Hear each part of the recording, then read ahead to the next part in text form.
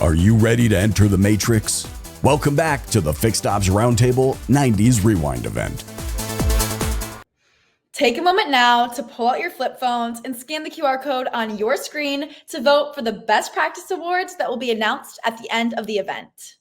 Remember, every vote counts, so make sure to put your superpowers to use and vote for the 5 best speakers or panelists whom you think are the bomb.com. And don't forget, you can only vote once.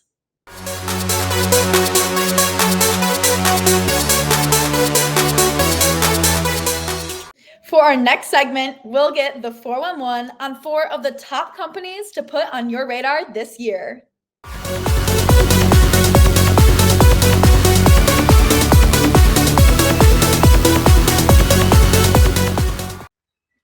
Welcome back to the Fixed Ops Roundtable. I'm Sarah Vantine here with Ted Ings.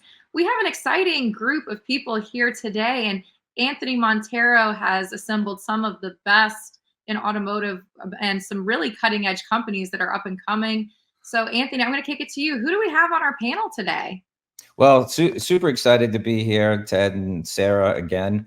I've put together what I think is 4 really, really cool companies that are targeting how to acquire vehicles out of the service lane or out of your dealership that would turn into a significant amount of repair order dollars, whether it's internals or customer pay. But we're doing it a little bit differently, and each one of these companies do it really, really unique, and it's super exciting to see what they're doing. So I've got Mark Queen, which a lot of you probably know. I've seen him on Fixed Ops Roundtable before. Skyvision, man, what a cool company that is. Mark and I worked together, as many know, at eLead for many years. So, you know, we've spent a lot of days in dealerships trying to figure out what they need to help their business improve. I also have with me Chris Ross. Chris has built a company that literally can tell a dealer what the instant cash offer is in the market on a specific vehicle, all the way down to the trim. So mileage and VIN, or even a plate number, and you can see numbers what Carvana is offering and all of the cash offer numbers. So it's not just an average number for a vehicle. It's truly what the cash offer is in that market. Really cool stuff. I also have Ron Morrison. Ron and I have known each other, I don't know, man, 30 years. We worked at CDK together. We worked at Traver together. We worked at eLead, and Ron's got an amazing company that identifies customers that come onto the dealer's website and tracks their behavior and puts offers in front of the customers when it's the perfect timing to attract that customer to create a lead. What he's doing now is dipping into the databases and finding the vehicles that the dealership should buy and want to buy, and created a product called Vehicle Exchange 2.0. But he'll tell you about this garage expansion, which is so cool. Not only do they know the vehicles that are coming in for service, but he knows the ones that you have in your garage, and maybe your friends have in the garage, and we can start to market those acquisitions to dealers as well. And last but not least, I have Charles Lukens. This company's probably not very popular in the States yet, but they will be, trust me. They're very popular overseas. They started in Israel, and that's where they're based out of.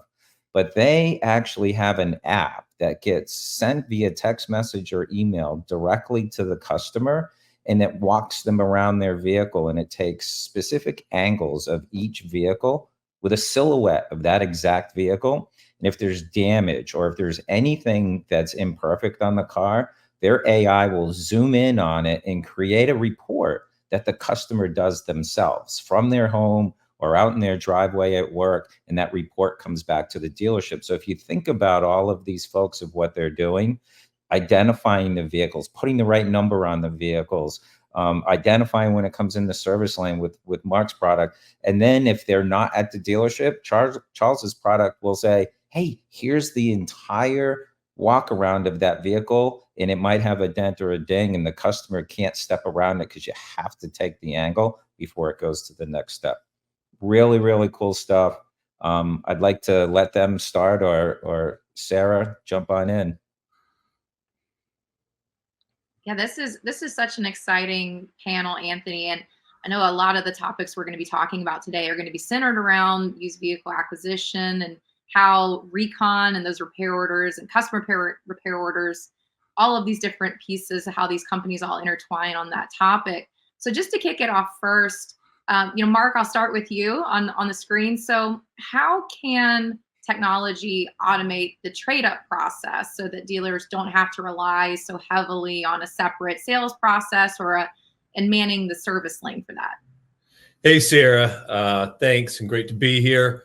Like a lot of things in life, we see that timing, the more data we get in the over more stores and can look at, as Anthony mentioned, we had to develop an e-lead exchange tool to go with the CRM for stores that wanted to run their service drive process in the same tool they ran their sales in.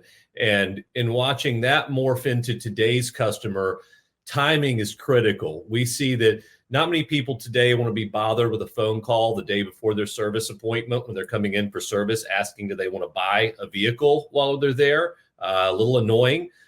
Same with post-COVID approaching people in person in the lane or the waiting room.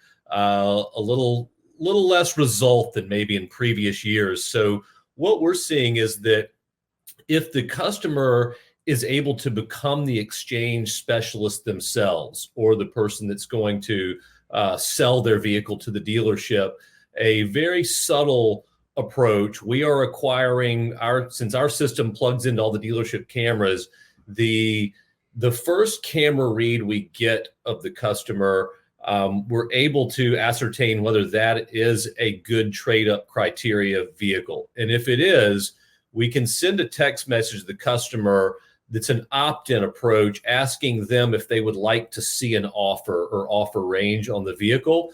And that seems to put them in a little different mindset in terms of they're in control of everything when they get that. And the timing being that the quicker, we've even seen if you take a 5-minute delay and when you send that, the repercussions downstream in terms of acquisitions are very real. You want to deliver that message to them before they get into the loaner or the rental or get situated and sucked into their phone or laptop onto something in the waiting room. But you want them to see that offer very quickly. And so we are seeing that vehicle exchange and acquisition is a process that can be automated. In the past, having the right way to diplomatically approach the customer, then having a human appraise or figure out the right number to give the vehicle, and then to get that message to the customer the correct way is something that you can automate completely and just let the dealership have to lean in once the customer has initiated interest in the conversation. Yeah, that's so cool to be able to use the cameras to identify the vehicle that's something that the dealership may want to purchase at the time, and then kind of turning some of it over to the customer while they're there. Ron, like you're doing something very similar with vehicle exchange, but your customers aren't necessarily right there to be able to offer that type of experience. So maybe the ones that left and didn't get the experience on Mark's side, what are you guys doing to capture that customer that might not be right there in the lane, or someone who left and maybe didn't get that experience, or even maybe another car that they might have that we don't even know about?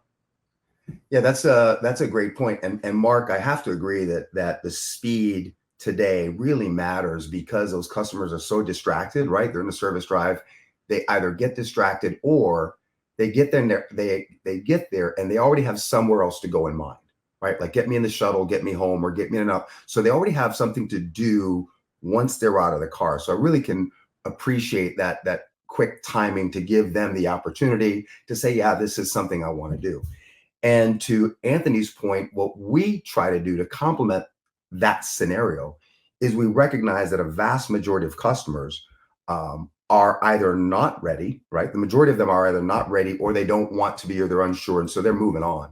And so what our technology does, it says, hey, listen, X hours after that service appointment, 48 hours, what have you, we're going to send a thank you, right? That's a sort of a normal thing that the dealership should do. And we're going to send it by way of email. And in that email, we're also offering or reminding them that we want to acquire their vehicle. And not only acquire their vehicle, but our records suggest that you are the owner of vehicle A, B, and C, right? So you came in with a Camry, but we also know that you have a BMW and a Chevy Tahoe. So we want to acquire all three of those. And what we're going to do, Anthony, is what we currently do is whatever cadence the dealer chooses, typically 90 days, every 90 days, we're going to ask to acquire that vehicle on behalf of the dealership, right? And it's going to have the original number. We offered you 26.5 90 days ago. Today, we're offering you 25.8, and let that customer really see and feel that depreciation and recognize that, hey, maybe I need to take one or more of my vehicles back to let them buy my car. But also the opportunity to service more of those customers, to create more ROs, right? So because, Anthony, we're communicating every 90 days, not just about the car that the dealership knows about, but all of their cars, right? And so at some point, they say, hey, you know what? I really like doing business with the guy I bought my Toyota from. He says he can offer me service on my Chevy Tahoe. I'm going to bring it there instead of Jiffy Lube or what have you, right? So that creates this opportunity not only for more customer pay ROs, but also to acquire more vehicles, put more units in operation, and that sort of thing. So that's what we do to sort of complement the piece when that customer leaves the service drive and hasn't sold their vehicle or purchased another vehicle. Listen, that's so cool, and I don't think anybody's doing that right now. I'm pretty sure no one's not, and I'm pretty sure once that grows, it's got to be exponential, right? Because it's like this is I brought my 90s tracksuit because we're talking about the 90s, but I don't know if you remember the commercial of there was a hair product commercial, and it would be they told two friends and they told two friends, and it just kept multiplying on the screen of the number of people that use that shampoo. That's what it reminds me of when you talk about this sharing, not only on Facebook but expanding that garage. It's really cool, and I can see where dealers would crush it.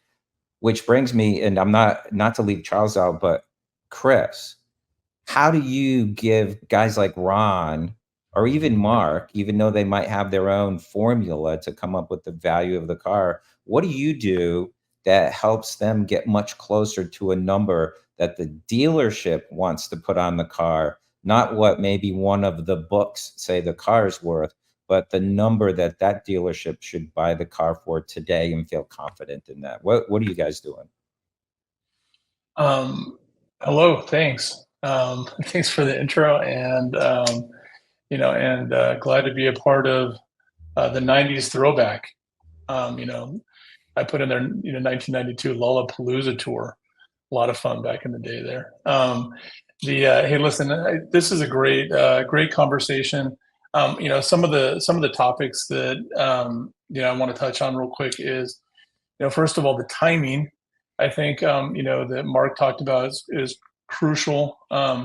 Garage expansion on being able to have accurate data on more customer cars that are already coming in is critical.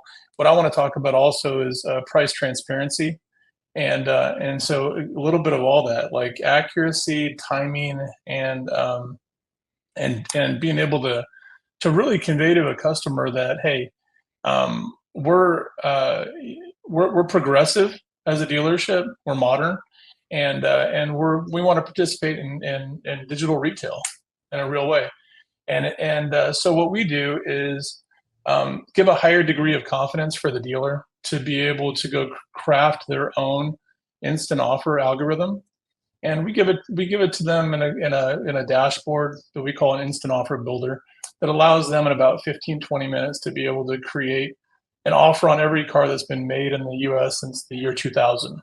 So we do it based on what a customer would likely find if they went to Carvana or CarMax or something like that, or other instant offers. That's the number that's based on. Instead of being a wholesale or retail number, we call it the instant offer market number. And we work with other strategic partners, marketplaces, OEMs, banks that really want to convey price transparency in a very accurate way. And I think that working together with, with this team, I think that, as a dealer now, you have so many more options to be able to really let your own customers know that you're thinking about them, that you're not going to be obtrusive, and that you're not going to go out there and try to steal their car from them, and go hit them at $5,000 under and try to rip it. The timing on it and having price transparency and getting these cars, what we found is that the most profitable transaction that you can do in the car business is buying a car from a customer off the street and turn around and wholesaling it. That's other than doing service on the cars. But I mean, if you buying a car and turn around and wholesaling it, that's the best money that you can make on a car, right? And and we also found that at stores and overall at stores that we messed that up a lot. Being able to automate this process with a little bit of AI to kind of push you in the right direction and some really cool data, I think is going to kind of put everyone a little bit further in the right direction with these, especially with these forward-leaning dealers and customers these days. Well, without a doubt, and Chris, one thing I do love about what you're doing is if I'm a dealer and I don't want certain vehicles, I can eliminate them. But I can also, if I want to take them in lower, I can set the price lower. But if I want to be really aggressive and go after a vehicle, I can set that number. And, it's pretty process heavy to do all this work. I really don't want to just try to go after every single one. So I think that's super important in the whole scheme. And then last but not least, and then I'm sure Ted and Sarah have a ton of questions to you guys. Charles, what are you guys doing to help the dealer at the end of the day? The customer says, I'm interested, buy my vehicle. I'm 4 hours away, but I'll take the $35,382 that you said you were going to give me, subject to a couple of minor things. What can you guys do to help facilitate that deal all the way to the home run? Yeah, thank you, Anthony and Sarah and Ted for including click-ins. We totally agree with what everyone on the panel has highlighted, and that is that speed does matter. Equally for us, so does the accuracy and damage detection. That all plays, the speed and the damage detection all plays into the actual cash value of that vehicle. And we put the power in the hands of either the dealership, if you're going dealership to dealership with a vehicle, or as we're stating here, the consumer is ready to sell their vehicle. They have an initial offer, right, based off of what they've already told you. And then for us, you can then send them a link and they essentially become a staff adjuster. The auto owner becomes a staff adjuster. They take eight photos and we detect both damage that is obvious, but we also detect damage that the human eye can't see. And there's a lot of cases in that around the US and as well as around the globe. So we're aiding the consumer to get as much for that vehicle as they can get, and we're aiding the dealership for them to be able to buy that vehicle at the right price. And we feel and have seen that understanding the damage down to 100% accuracy is critical in that process. And then as we've talked about data, as we continue to grow, we'll be able to provide data that shows what behaviors yield what results in the inspection of that vehicle. So that exhaust data will become very valuable to dealerships. Using synthetic data for vehicles, we can cover any vehicle today that's out there. We also have models of vehicles that haven't even hit the assembly line yet. So for the last 10 years, we've been developing this technology to help dealerships and help consumers better detect damage and get the right price for the vehicle on both sides. Wow. Fascinating discussion, Anthony. It wasn't that many years ago when you and I were working in retail, selling vehicles that, I remember going down to the basement to pull up the old folders of customers who bought 3-4 years ago, Mark, right? Pulling those folders and realizing that if we contacted, there was a gold mine, all right, in the acquisition of those vehicles. And now, Anthony, it seems that technology is really going to is really going to boost this and take this to a whole new level for retailers. 100%. I mean, same thing. We had a chalkboard in the service lane that we would just write, we want to buy a 1991 Ford Taurus, right? We knew that a percentage of people were coming in with Tauruses during that time. And they'd come in the showroom and say, hey, can you buy my car? So, the process has been around for a long time, probably since the 90s. And we've now taken it into this technology realm that's being fully automated, all the way to the point where, I had a conversation with Chris and Ron at one point in time. At some point, we'll probably be able to acquire vehicles 100% through automation and putting the right number, doing the exchange, validating the title. You remember my last company, we were arrange the transportation, right? Bring it back and supply my inventory through this type of smart technology, with all of these companies basically saying, hey, you need 6 more F-150s of this mileage and color, and the system just goes through and buys them all for you directly from consumers, or swapping with other dealers through automation. And then Charles jumps in and says, okay, the vehicle looks good, or Mark pulls out an archive saying it was just in service a week ago, and from the last images we have, we don't see any damage or any issues, or from the repair order. So super cool stuff. And then Ron's going to keep hitting them as they go, and finding more vehicles that they have sitting around in the garage. So super cool. Excited to work with every single one of these guys. And I thought it was very relevant to pick stops, because you're going to pick up, internals, because you got to recon all of these vehicles. And you're going to pick up new customer pay, because you're putting a bunch more pre-owned vehicles into your market under your dealership logo.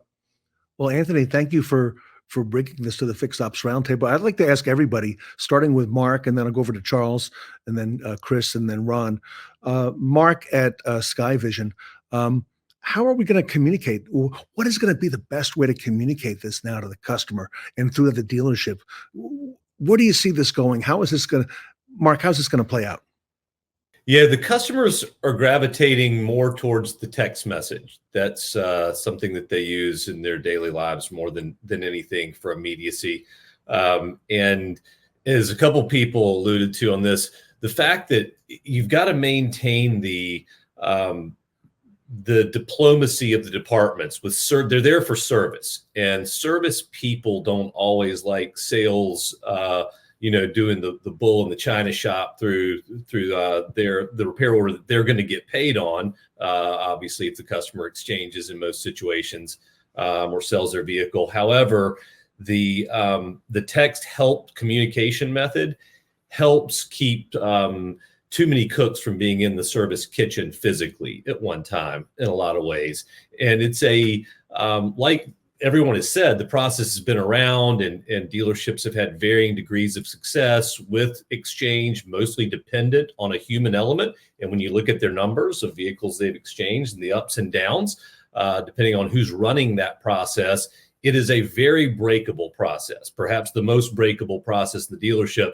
There's almost any dealership that we walked in the U.S. today and asked, hey, can you really quickly look at your phone or pull up on your desktop and tell me how many opportunities you had in your showroom yesterday, how many got figures and how many bought? That's an instant answer. But if you go to them and ask, how many conversations on exchange do you have yesterday? How many vehicles did you praise, and how many did you acquire? And the last week and last month and every month, it gets very squishy in terms of the answers you get. And they, often it's, well, I don't really log into this data mining tool or there, that it crosses between here, and you're pulling up deals that had an internet lead last week, but they happen to be in service. It gets very murky in terms of the ROI.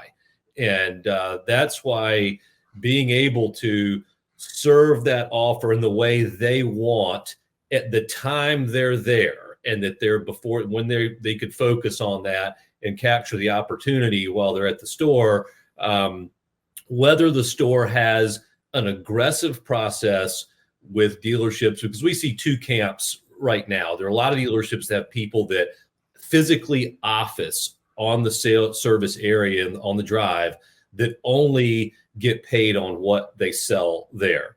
And for those very aggressive dealerships, they like the subtle text because it leads and it helps them get through to some customers that have been conditioned to give them the defensive. They know they're coming in, they do maintenance work there. It's not their first time being approached hardcore by sales in the drive.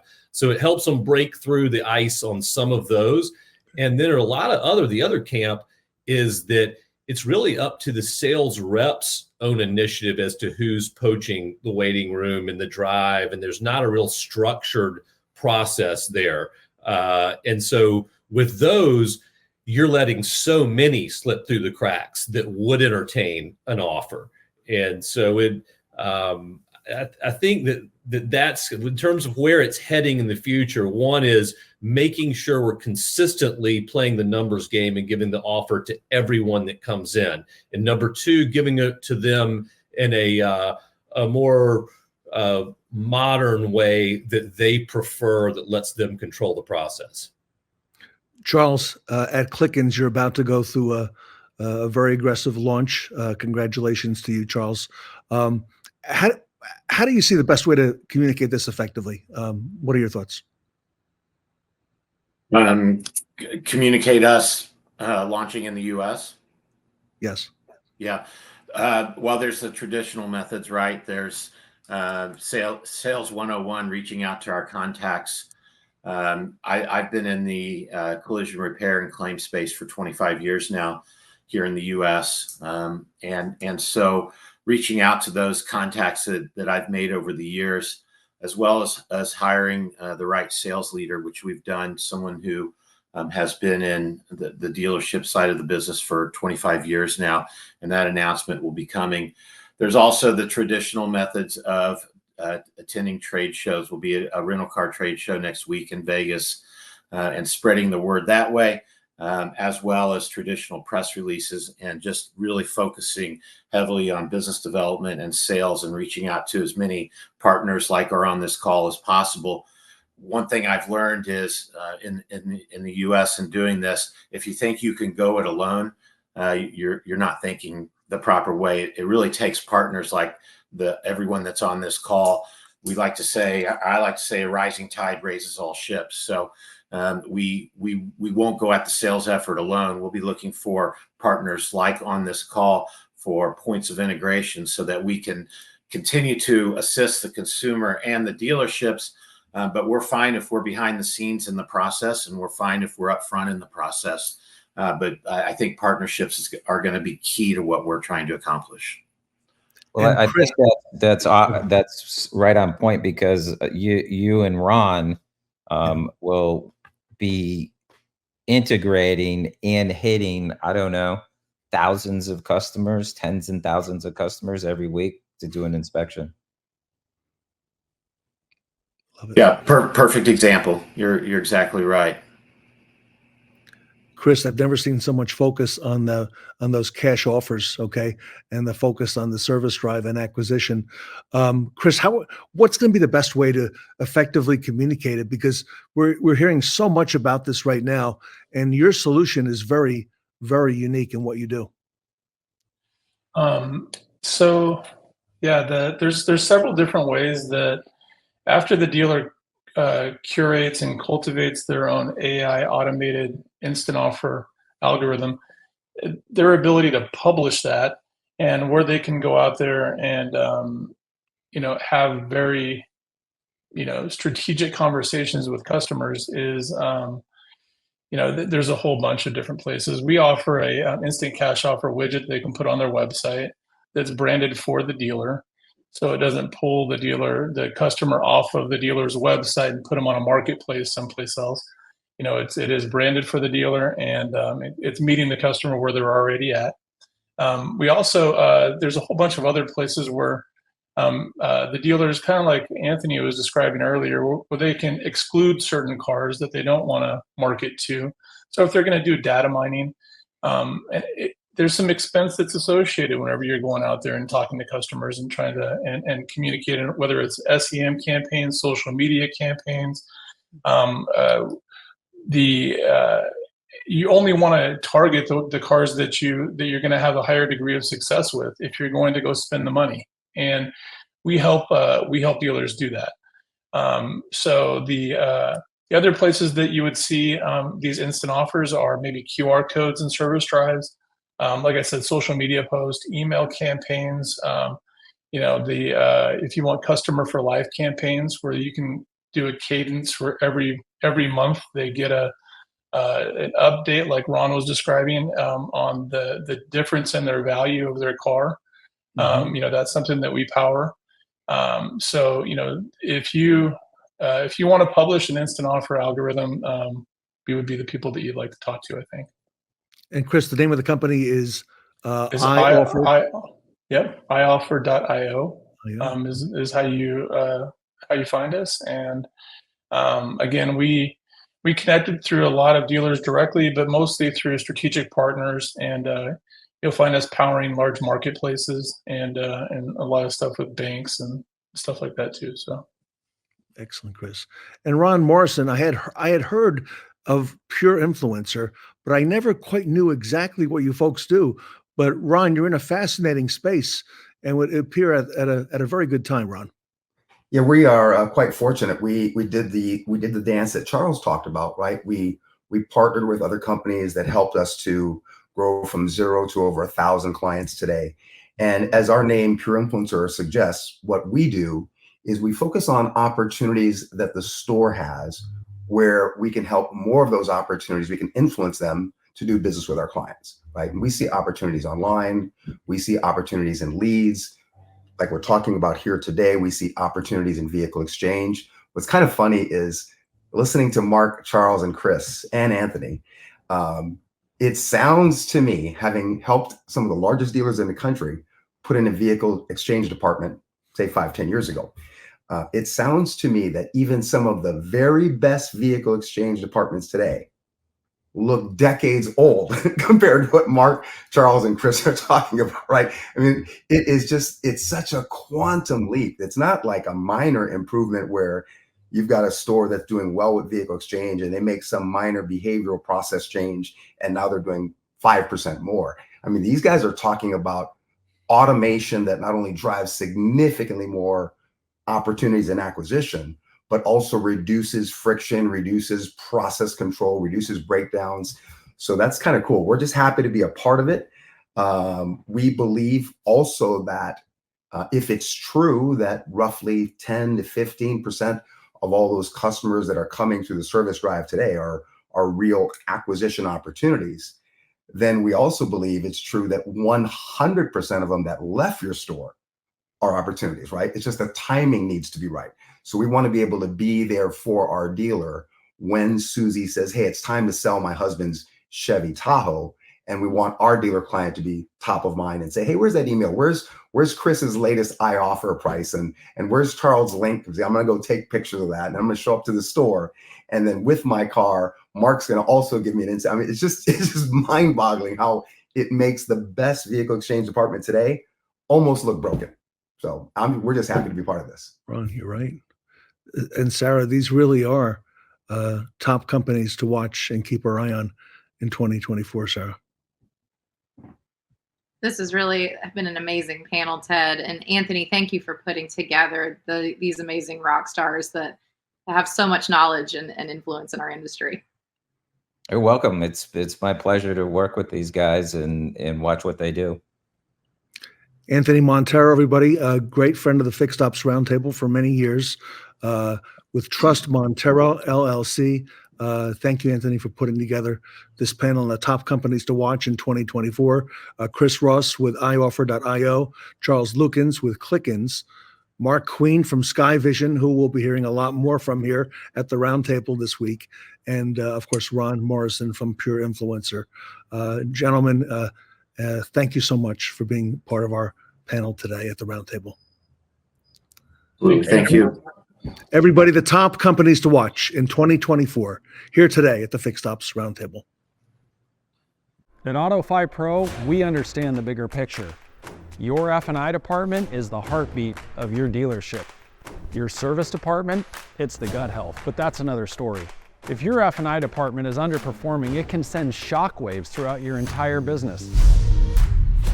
Like the smell of fish when Daryl uses the microwave. That's why we take a holistic approach. Starting with the training and development of your people, backed by proven sales processes, we keep your entire dealership in focus. See what we did there? So what is it that sets us apart? It's not our donut delivery service, though that does help. It's our people. We're not your average F&I provider. We're right there in the trenches every day, just like you. We've walked the showroom floor. We've closed the deals in today's automotive landscape, all while driving a culture of compliance.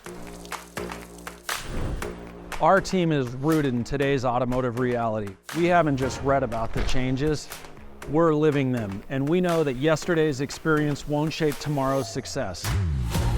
On average, Auto5 Pro business partners see a 64% lift in their PVR. Do you know what your current fee structure looks like? We do, and those waters couldn't be muddier. That's why we keep it simple with just one single fee. Yeah, that's right, one fee. Go see how many fees you're paying right now. We'll wait. Is your current F&I provider delivering the results your dealership deserves? Learn how Auto5 Pro can revolutionize your F&I department. Visit us at auto5pro.com.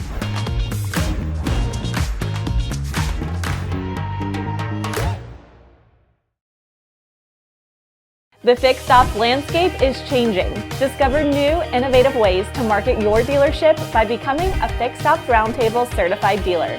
Start your modern age of marketing by visiting us at fixedopsroundtablecertified.com.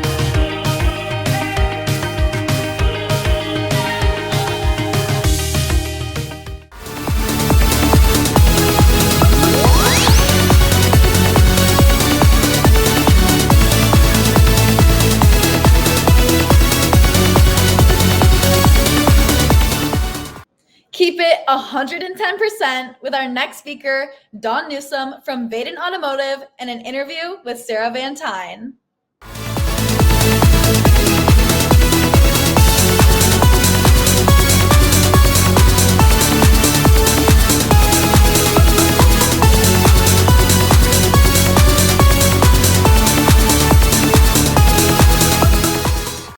Welcome back to the Fixed Ops Roundtable. I'm Sarah Vantine here with Don Newsome, Vice President of Fixed Operations of Vaden Automotive Group in Savannah, Georgia. Don, welcome to the Roundtable. Thank you. Thank you. I'm excited to be a part of today. Well, Don, this is so exciting for me getting to interview another woman in automotive, and you've had quite the career so far. And so before I get into some questions around your automotive industry career and how everything got started, I'd love to introduce everybody to you and just have you tell a little bit more about you. So who is Don Newsome? I am probably very difficult to describe who I am without talking about my career. Fiercely dedicated to my career and to the Vaden Automotive Group. And it's been such a big part of my life that I don't know that I can describe myself too much without it. But I can tell you that I've been here in Savannah, Georgia for almost 20 years. I've been with the Vaden Automotive Group for 19 of those 20 years. I am a mom first. I have a son who is 21. His name is Connor. And he'll be 21 in May. Let's not get ahead of ourselves. And he actually works with me. He's a General Motors technician at one of our Chevrolet stores. So that's probably been my favorite thing about my life here in Savannah is that we get to work together. I get to be mom and I get to be mentor, which is really, really cool for me. I love to be out on the water here in Savannah on the coast and boat. That's my hobby outside of work when there's a little bit of time left over. So I'm from Thompson, Georgia. Which is near Augusta. Most people know where the Masters is. So it's a little small town. I grew up there. And then I moved to Savannah, like I said, about 20 years ago, and I've been here ever since. Well, it is so amazing to hear a little bit more about you as a whole and getting to work with your son and have that generationally sharing the automotive industry within the family is always amazing as well. Well, and Don, so just jumping into kind of first questions, one of the things I noticed, you've had an impressive career in automotive starting in 2003. And can you tell us a little bit, so how did you first get into the automotive industry? That's a good story. So actually my career started in 1998.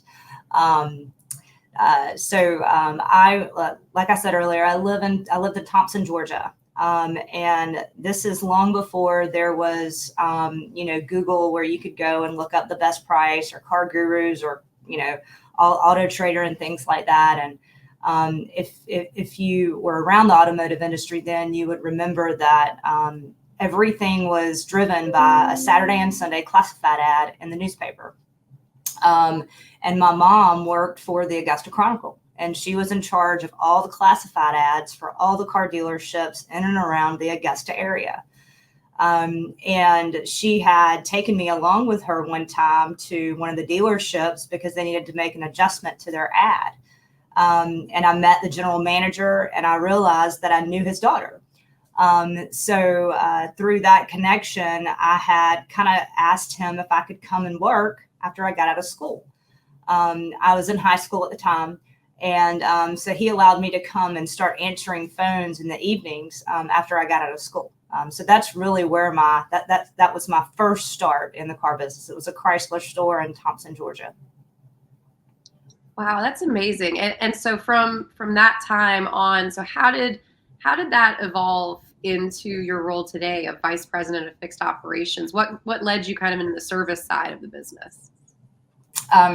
So when I left the dealership in Thompson, Georgia, I went to Augusta to work at a Chevrolet dealership there, and I sold cars for a couple of years. And once I left there, I moved to Savannah. And I was in that mode where, Savannah was the big city back then, or at least to me it was. And I knew that I wanted to do more. I knew that I wanted to do something great.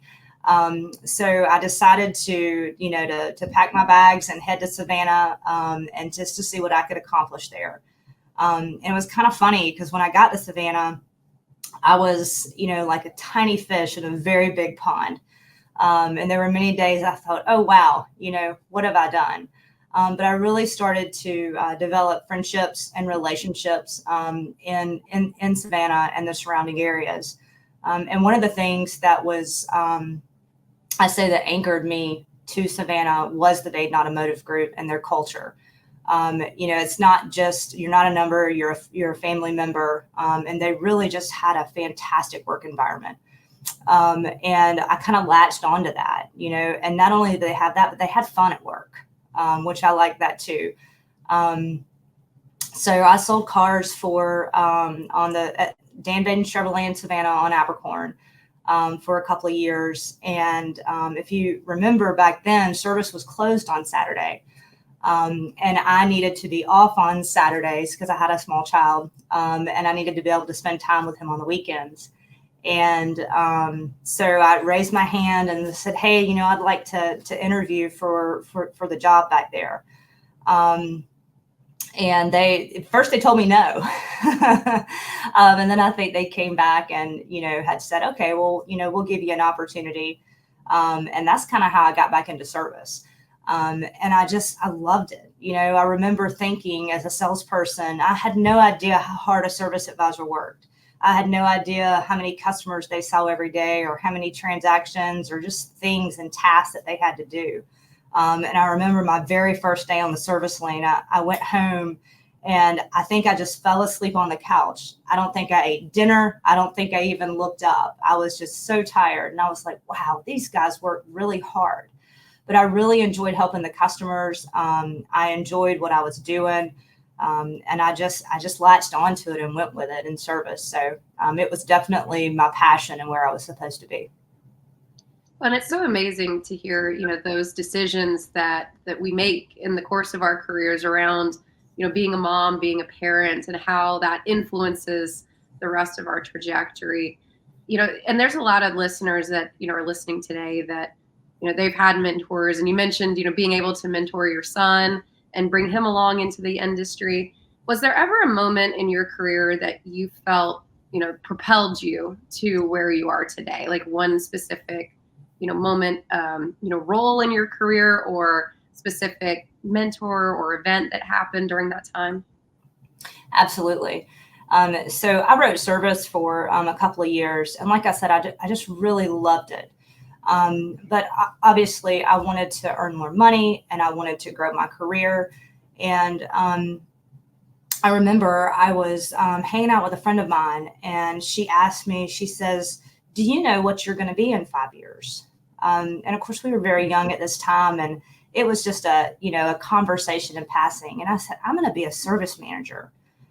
And she said, "Wow, that's great that you already know that."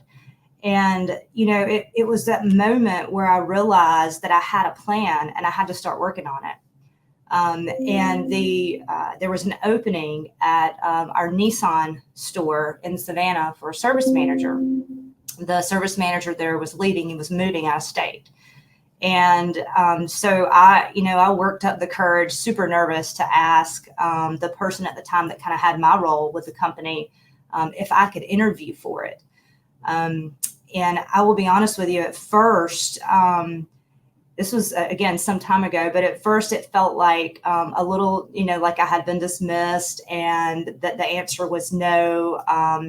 And it just ignited this fire in me that I never, ever wanted to be either a looked over or dismissed.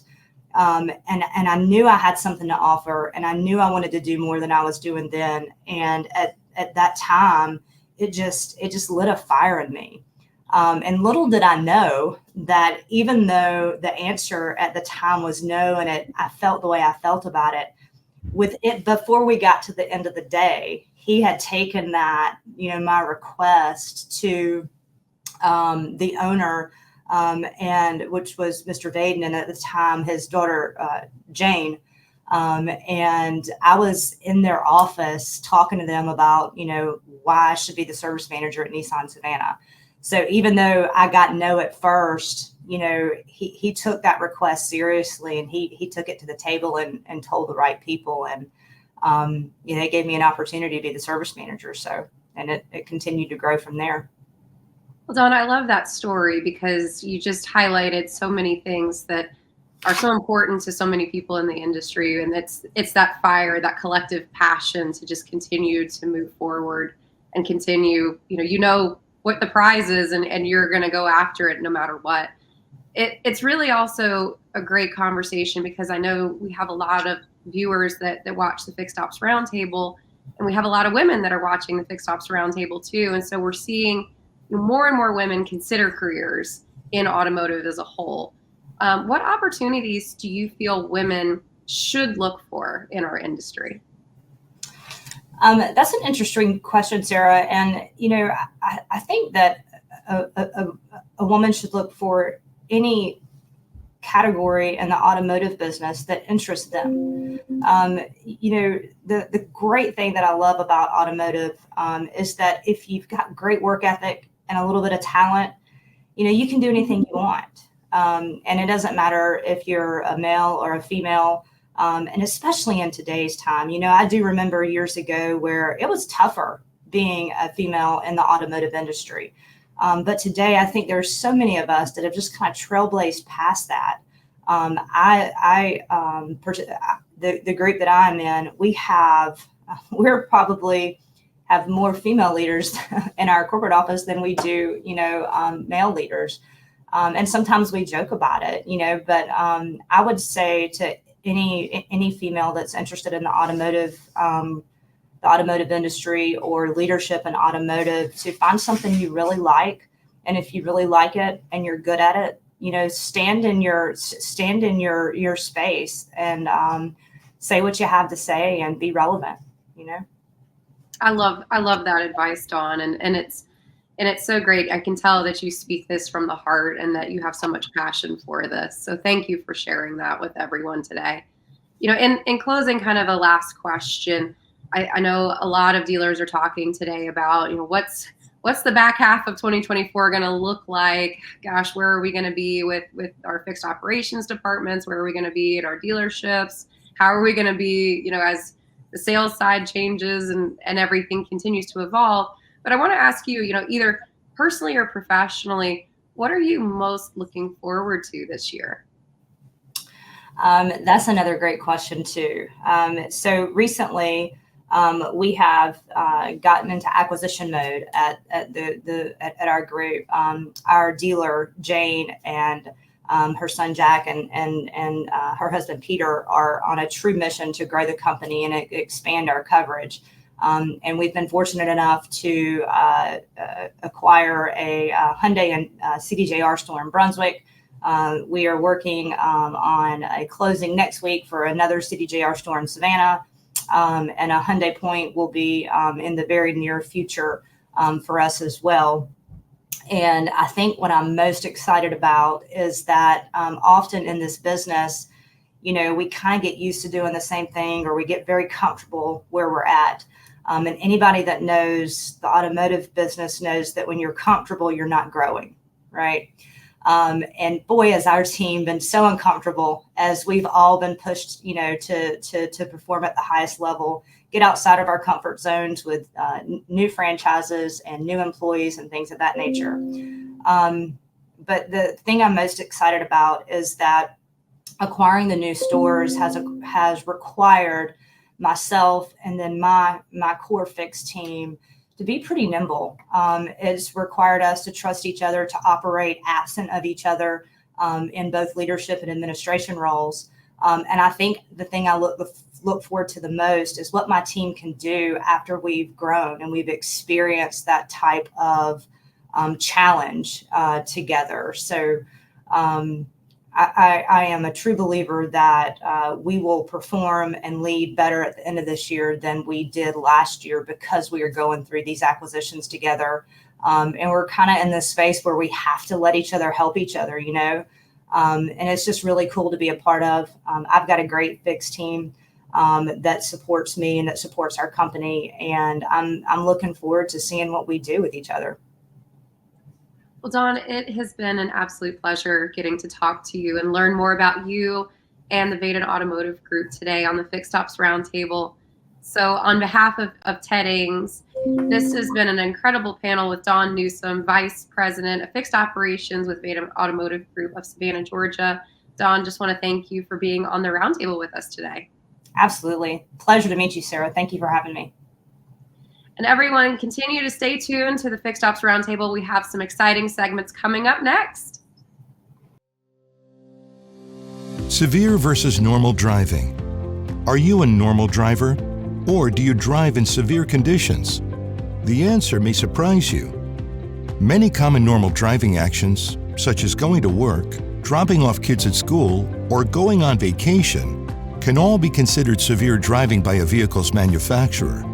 You are causing your vehicle to need additional maintenance beyond what the manufacturer suggests.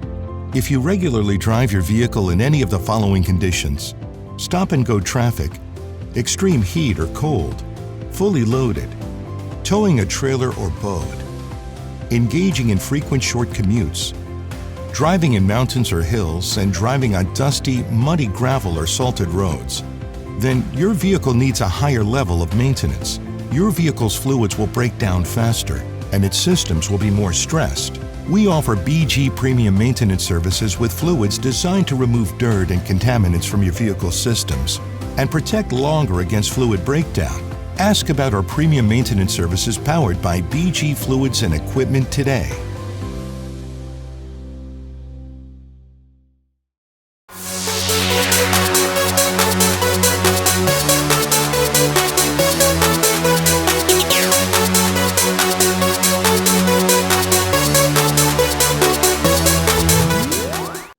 There's no better team than parts and techs working together. This next segment features the best practices led by Marco.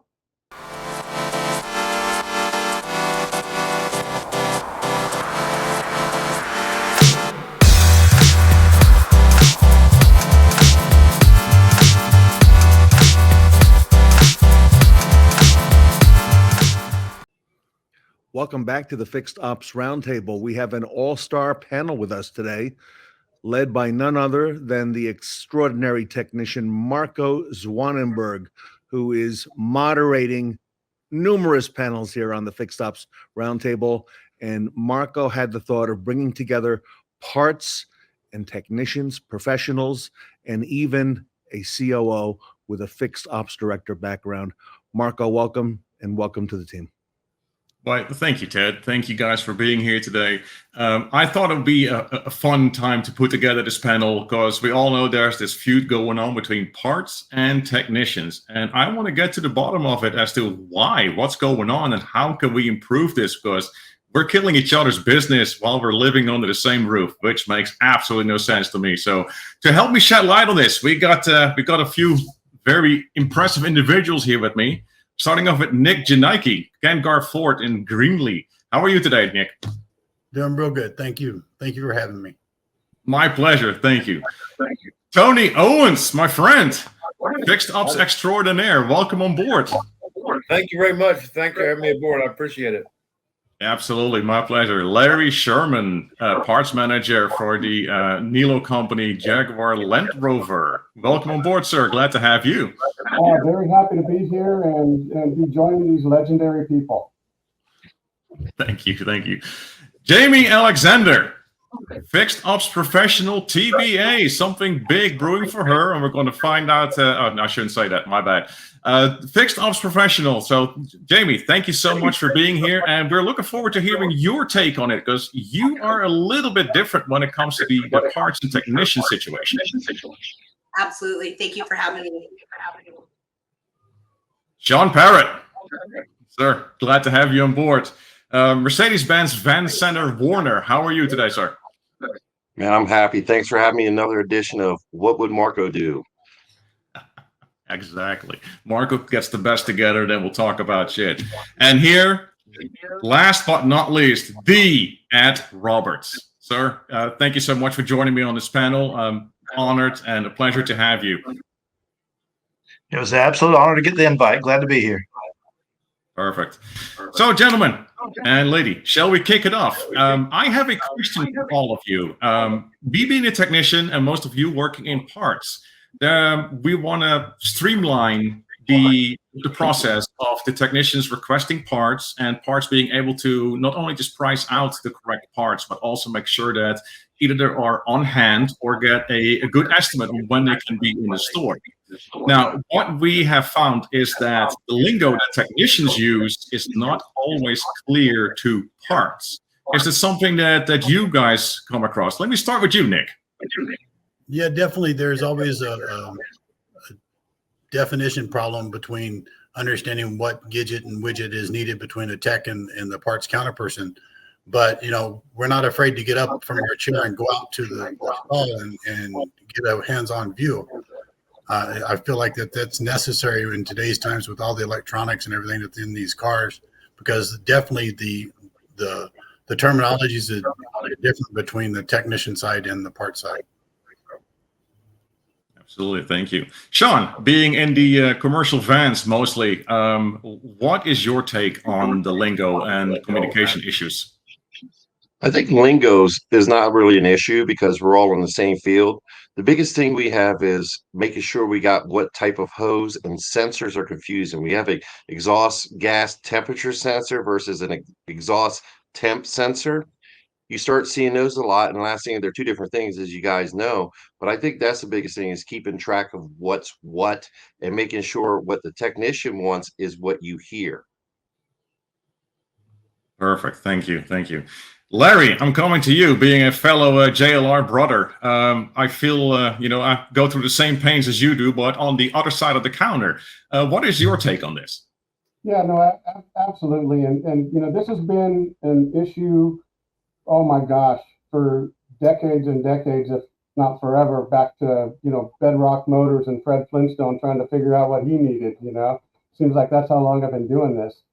But it's always been a challenge, the terminology between the technical information and then what we have with our parts catalogs. It's always a challenge. We work very hard here, and we work very close with our techs to really overcome those challenges. So we've got some great systems in place to handle those situations for sure. Perfect. Thank you. Tony, I want to bring this to you real quick because you work for the Germain motor vehicle company, correct? Correct, right. And there's multiple brands in that group, right? Several, yeah. So can you tell if there's a difference between brands and lingo between parts and technicians, or is it pretty much equal across the board? Well, I've talked to a lot of technicians, and I stay involved in a lot of things, mostly with Ford, but I am familiar with others as well. Ford's system isn't too bad. When you use a basic part number, it's usually pretty straightforward in most cases. And a technician can pick out a basic part number on Ford's parts catalog, and everybody understands it fairly well. There are some cases where that ain't the case, but Ford does it pretty well compared to others, as far as I know. But the biggest thing is both departments need to understand each other. That is so important. It's everything. Parts have to understand what techs need to do. Techs need to understand what parts do too. Like Tully says, you got to have the parts on the shelf to turn hours. So it's very important that all that works hand in hand together. Perfect. Thank you, Tony. Ed, kicking it over to you. As the fixed operations director for a pretty significant group, what issues do you see, and does it vary per dealership? Well, brands makes a big deal because a lot of these parts are named by the engineer or somewhere along that path. And let's look from the call here today, or this that we're on today. Some of us call a turbo a compressor, and it's the same component. And you guys talk about some other stuff there. Well, in my world, if you ask for a compressor, you might be getting something for an AC system. But we're really looking for something that mounts to the exhaust manifold. So yes, brand does make a big difference, especially for guys that has moved from store to store, and where terminology is a little bit different here or there. And it goes back to communication is key. And then not just the communication, it's making it visual. It's making the parts guys screen visual to the technician. And so we piggyback our screen. So if there is a question on what we're talking about, we can point without bringing them around or whatever else. It's right there in front of them. And then we can say, I need number 12 right there. And that eliminates the communication barrier. Perfect. Thank you, Ed. Jami, in your world, which is slightly different than the world that we're talking about here, what is something that you come across when it comes to the lingo and the issues thereof? We do struggle with that, and especially just, to Ed's point about, the different things, like an oil control valve for the Honda that can also be considered a VVT, and so in the aftermarket world, and for at least with my system, when we look up parts and we go to quote, if there's any confusion, first and foremost, we don't quote until we have the full visual inspection up in front of us, so we are already have an understanding of what's needed, but we can actually pull up our part supplier screens with pictures, and we can click easily back and forth between the suppliers so the technician can help us identify. But I also like, and I apologize, I can't remember who said it, the hands-on approach. We should be in our shops talking with the technicians. I'm not in the dealer world yet, but I'm soon going to be, and that's something that I'm going to want to foster, is we should both be getting proficient in each other's roles and understanding, and we should be seen in each other's departments to help with this communication gap, because it is getting confusing, these newer vehicles and the sensors and everything else, in my opinion. Perfect. Thank you, Jami. Something that we have mentioned that pretty much each and every one of us has said during this segment, the first question is communication is key. How does the communication run in your dealership? Like for me, for example, I use an MPI system, which everyone communicates on, technicians, parts, advisors, even management, if they have to get involved. So I do a parts request on the computer, which then I select, parts see notes, and parts will take it from there. Parts has the capability of doing a screenshot and sending it back to me. It's like, hey, which parts do you need? So exactly what we're saying, hands-on. So I want to kind of hear from you guys. How do you communicate with parts and technicians? Larry, I'm going to bring us to you, my friend. Okay, so we do something here that's completely outside the box and very, very unique. And what we do is, in the middle of our shop, we have our parts back counter person has got a workstation right in the middle of all of the techs. So it's fantastic because the techs can come right straight to the counter person, eliminates any issues with communication whatsoever. You pull up the screen and like that, say, oh yeah, I need item number 12, and it's so forth. And again, you get past those hurdles of the technology or the terminology of it. But by having the guys in there, it really streamlines things and makes it extremely efficient for us. Inside of the actual parts department, we've got a printer. We print picking tickets, and we deliver the parts to the techs. Because as Tully knows, parts sells hours, and we need to have the techs in the stall so that they can go home rich and tired. Perfect, Larry. Perfect. Nick, let me bring us to you. What Larry just said, is this something that you also implement, or do you use an MPI system? And if you do not use what Larry does, how do you like that idea? First, I like the idea of basically having the counterman out in the mix with the guys because it's hands-on and it helps out tremendously. But we use the electronic parts request forms from the technician to the parts team. We also use a memo system that talks back and forth, and we communicate in that fashion. We can send pictures electronically through that. But we also have the parts catalog available to the lead technicians that can actually look up the parts and get the base numbers and communicate that, or at least get us into the general area that they're asking. So we evolve in basically multiple different offerings for the parts people to work with the techs. But the bottom line is, if you still can't figure it out, you gotta do both ways. You gotta get up and go look at the card and figure it out, and have the technician come in and look at the catalog, because that's a different Bible completely is what you're looking at inside compared to being in the shop. Absolutely. Thank you, Nick. Jami, what is your take? So in my world, obviously we do the digital inspection system, which has a messaging platform back and forth. But one of my biggest things is I don't have obviously the service, because in my role the service advisors are the managers, where I'm currently leaving. But I don't like a gap. I can't put them out in the shops, but if I go into a location and I find a door closed from the counter to the shop, it bothers me. I think that fostering that open communication. I don't have an in-house parts department, but what I've set up is we have daily toolbox meetings that they have to sign off on, so that the counters in the shops are starting their days off on the same page.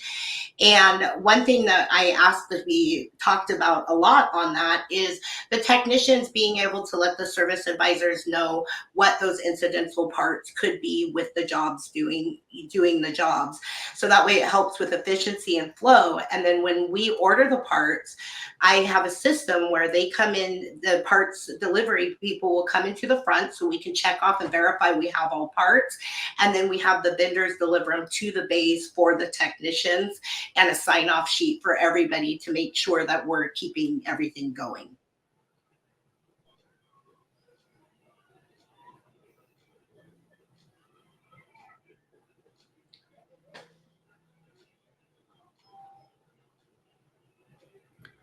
Marco, you're on mute. My bad. Take it from the top. Okay. Just give it like 2-3 seconds and then start. As a technician, to me, it's very important to know what parts are in the house and what parts do we not have, and when will they be there. Of course, shipping delays, will always happen, but so I can build my day and stay efficient throughout the day, keep working, keep going with the flow. Shawn, you and I had mentioned accountability about how to increase accountability for if Parrett said the part is here or it will be here at a certain day, and it's not. How do we tackle accountability? I think the biggest thing about accountability is keeping it simple. I mean, if it's something where, you know, most of the time, if there's a parts delay, it's not on the parts department.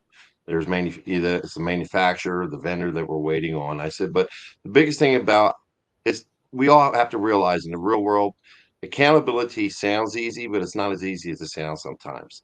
You know, that's why I think the easiest way to do things is make things simple. If you have processes, have great processes, but don't make them the most hard to understand or hard to repeat processes. Simplify your processes.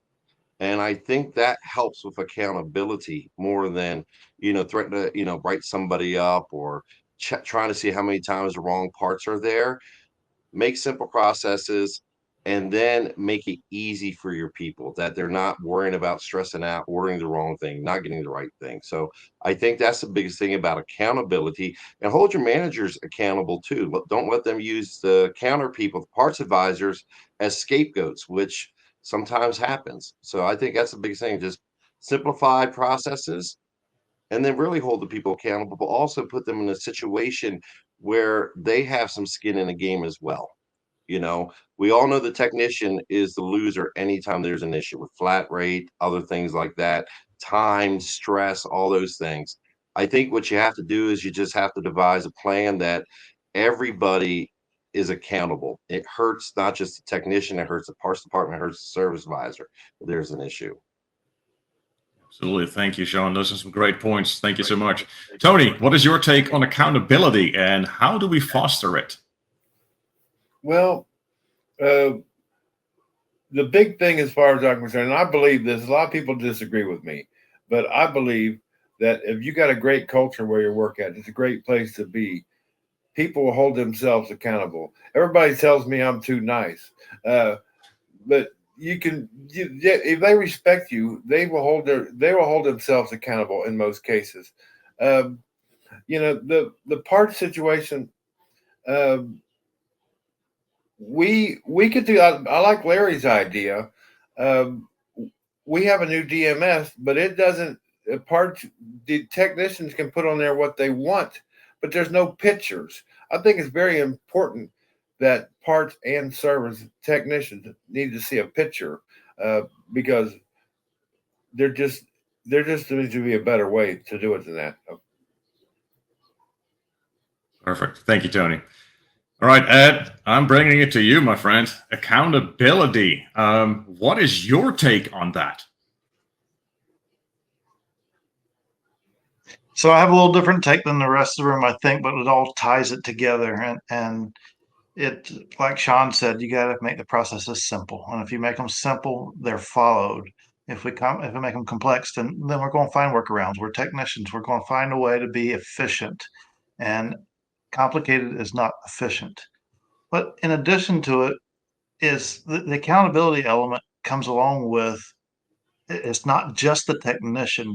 There's the parts person. There's accuracy. There's a lot of elements.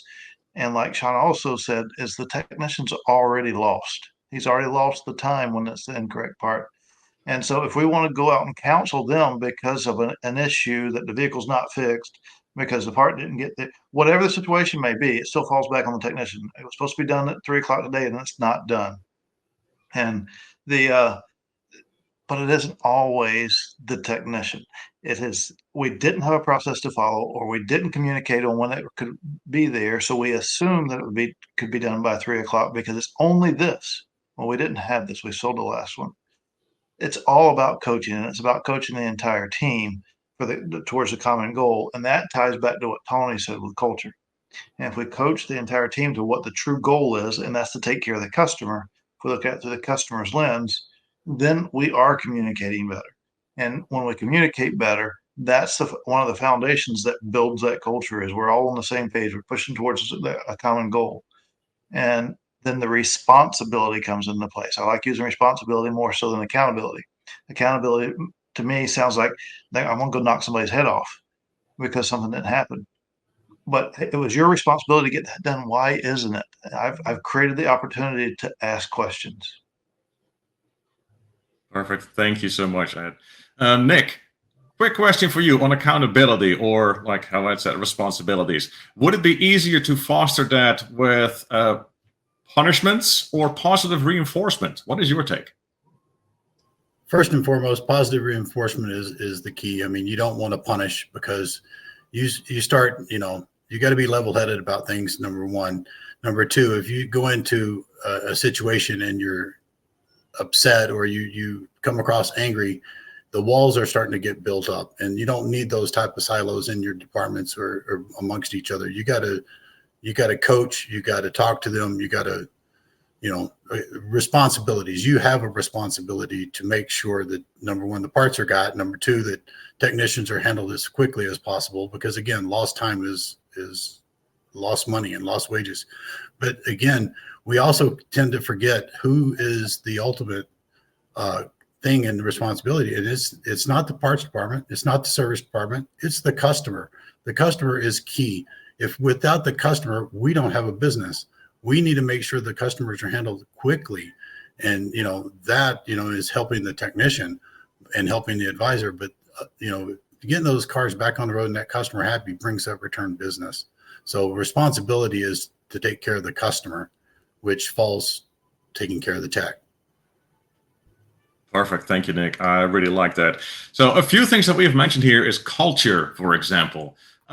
Larry, let's bring this to you. When we're talking about culture, wanting to bring techs and parts closer together, do you think that parts realizes that the shop really is their biggest customer? And do the technicians really realize that as dealership employees, we cannot just, go to Joe Schmo around the corner and order some parts? So we need parts.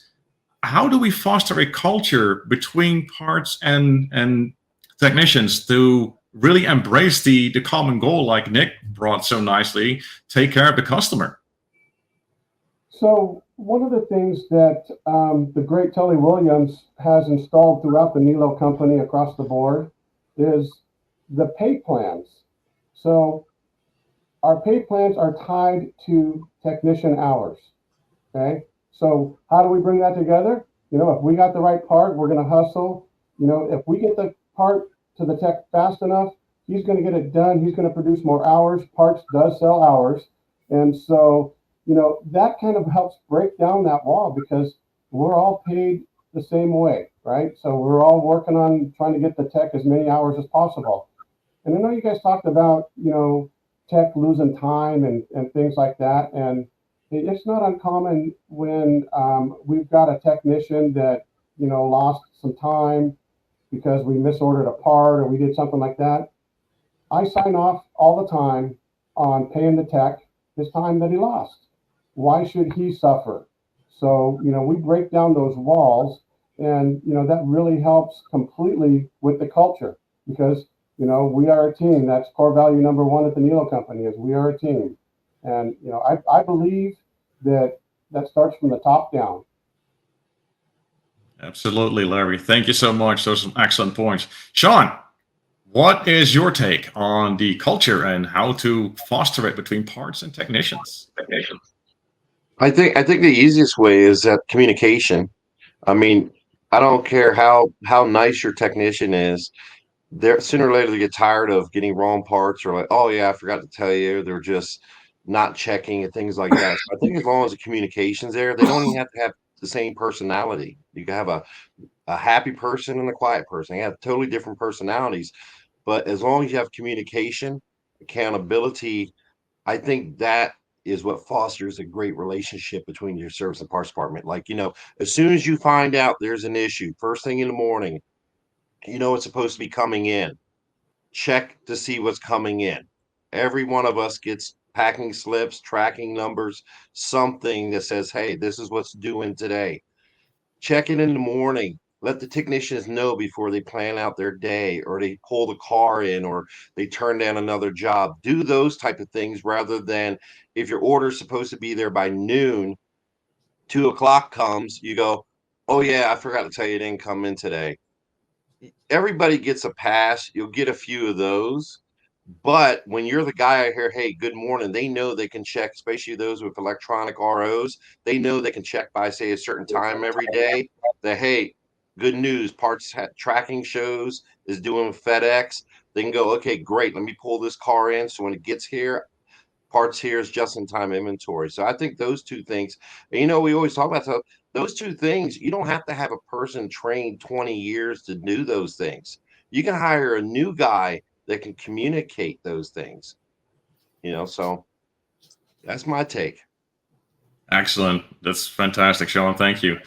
Tony, you work a lot with technicians. I always see you post on LinkedIn. You're standing there with technicians and talking to them, and whether they're young, old, new, or out the door. What, with your experience, would you say is an average gripe from technicians when it comes to parts? That they don't have the part. But here's the thing. Here's the thing that's very important. The best thing that ever happened, I managed the Ford service department, and then I became parts and service manager. That was the best thing that ever happened because I started having meetings together with both departments. Everybody says, well, dealerships seem to run like 4 departments in one store. It's like, no, wait a minute. Everybody needs to be on the same page. Parts needs to understand service needs to understand parts. You meet together, you go over things together. Parts understands what service has to deal with. Service understands what parts has to deal with. They have to have a thorough understanding of what's going on. When you have that, great things are going to happen. Perfect. Thank you, Tony. So we're nearing the end of our panel here. So I want to open up the floor to each and every one of you. And Jami, we're going to start with you. What would you like to bring that people can take away from this panel to really foster a better relationship between technicians and parts and make the efficiency just overall better so we're all winners, especially our customers?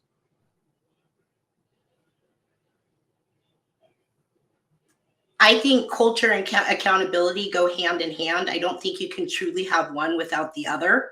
And I think that this may be an unpopular opinion, but I think that this starts from an organizational whole. And to bring everybody together, it needs to quit being even just the parts and technicians, the fixed ops versus variables.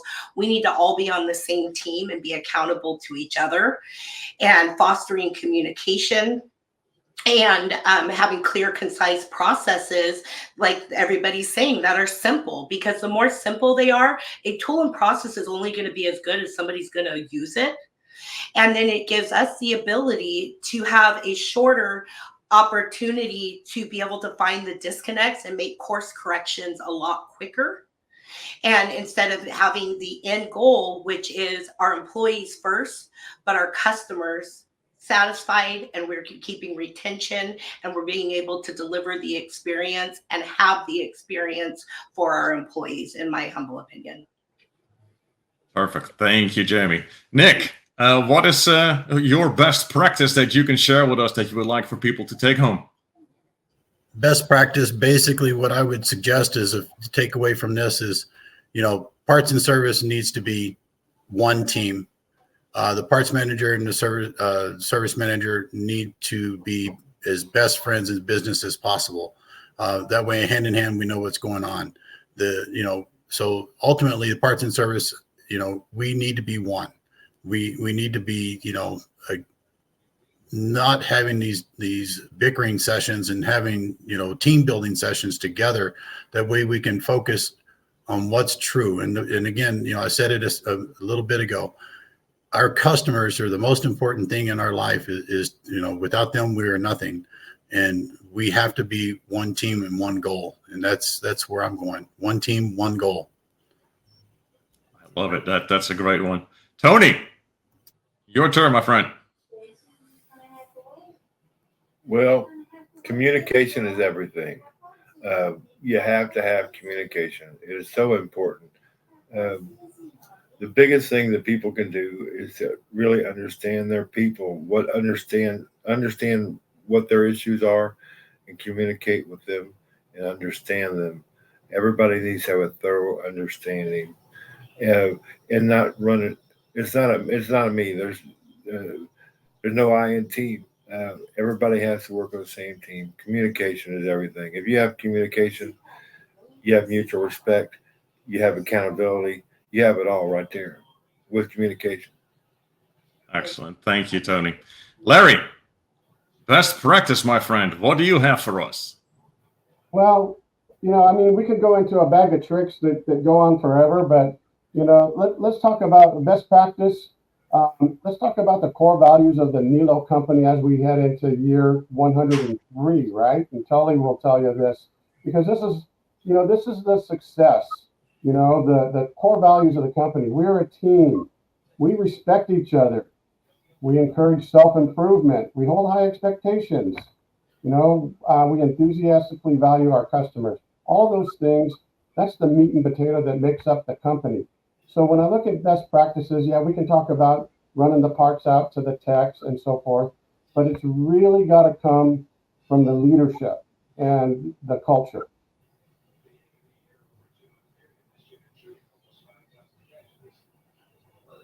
I mean, thank you, Larry. Shawn, what do you have? Inspect what you expect. I mean, that's the thing, is constant communication with the technicians. A lot of parts managers are scared to go out the shop to talk to the guys because they're scared they're going to hear things. But I mean, that's the best thing in the world, And I think if you're constant communication with the service manager, service writers, where they feel comfortable, that they don't feel like it's an issue if they come and talk to you, or they're whining, or all the different things. We always hear about technician tears, right? But when you're in constant communication where they can communicate with you the issues, that where they don't feel that they're snitching, you say, hey, here's some issues I have. That's the biggest thing you can do is to keep in contact with everybody around you, because then you find out small problems before they're issues. And I think that's, as long as you do that, and that helps, like I said, going back to communication there. It goes back to what Larry says. You got the best processes in the world, but if you don't know if they're being followed or not, then what good are they? Absolutely. That's just a great point, Shawn. Now, from my point of view as being a technician, I would just like to say to all my fellow technicians that are watching this one way or the other, be patient with your parts personnel. They are not technicians. Our lingo, they don't really know 100%. They don't really know what exactly is needed for every job. So just be precise. Be courteous and just talk to them. And if you have a question, just walk into the parts department or send them a message, but be precise about it and just have patience. And if you do that, again, culture, communication is key. So that leaves you, Ed. Send us home with something beautiful. All right. I love these things. So we talked about that the technicians are parts department's best customer. Well, truly, our customer is the parts department's customer. And that's what we got to tie together. We, as leaders in our industry, if we allow the parts department to fight with the service department, we have to look in the mirror, because it's our fault. They should be business partners. If any one of our technicians had their own shop and they went down the road to an auto parts store, they would welcome them in. We need to do the same thing at our stores. So you got to remove that silo. The silos only exist because of the people that embrace them. We have to remove the silos, and parts and service are business partners. And then we really service the customer through the people in our store, and not one, this is a customer of this person, this is a customer of that person. That's what we break it down, and it's easy to do it that way. But truly, who loses in that? So it's about making business partners between the two. Perfect. Well, perfect. Thank you so much. Marco, nice job. Thank you. Thank you. Thank you. I couldn't have done it without my my fantastic panelists here. I want to thank each and every one of you for your input and for joining me on this panel. So what do you think, Ted? I think fantastic panel. Thank you so much for having me on here. Appreciate it. Yep. Tony, thank you. Nick, thank you so much. Jamie, thank you for all you do for our industry. Larry Sherman, I have my copy of the Nilo core values, and they're so, and that one I love, have high expectations. Okay. Yeah, thank you, my friend. absolutely. Spot on. Spot on. Yep. And Shawn Parrett, thank you for being with us here today. And our good friend, Ed Roberts. Ed, thank you for all you do and for driving the points home here. This has been a wonderful panel. Marco, we have to come back and do this one again. I would love to. There's always something more to talk about. All right. And if any one of you wants to show up again, please join me. I'll be happy to. Everybody, the parts and tech panel, the A-list here today at the Fixed Ops Roundtable.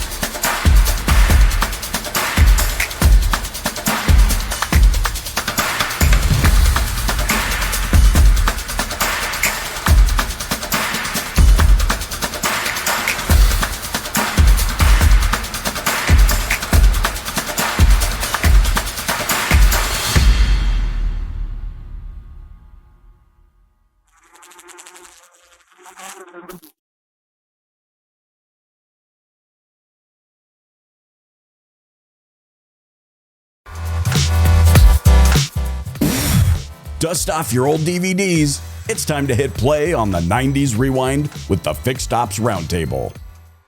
Check it out. Our next segment features Ann Lister from Williams Automotive Group.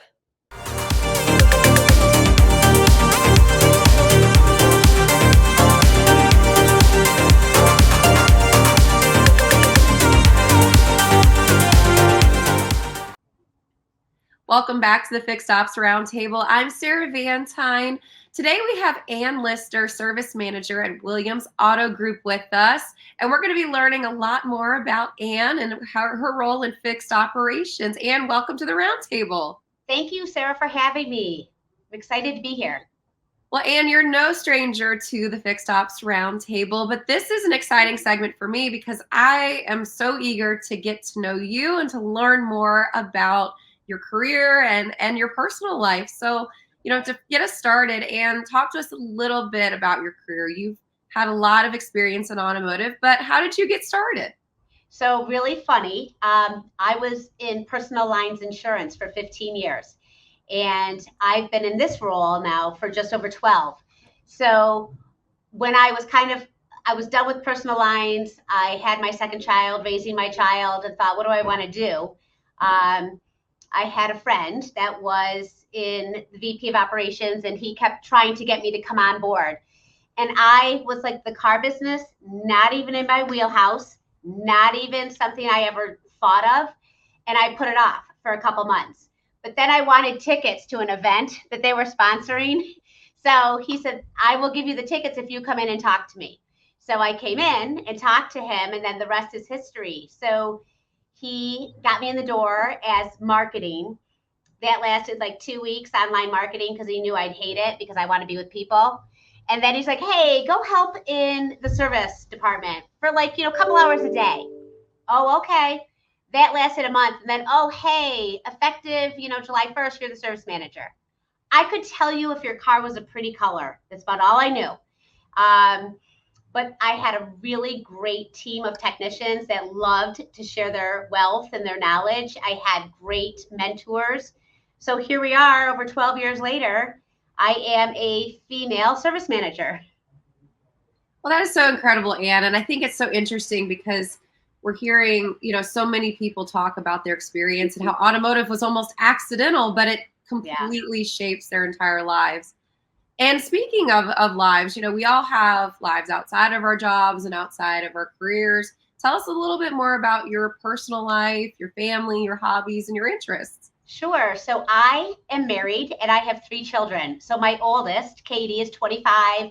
She graduated with her master's in social work and got married this past September. I'm not old enough to have a child that's married, but here I am. Then I have Olivia, whose birthday is in April. She turned 20 in April. And so she's in her second year of college. And then I have Patrick, who just got his driver's license at 16. So I'm having a really hard time with that. But they all are very big into athletics. So my son plays travel ball. So I'm on top of working full time. I'm running all over the place with travel baseball.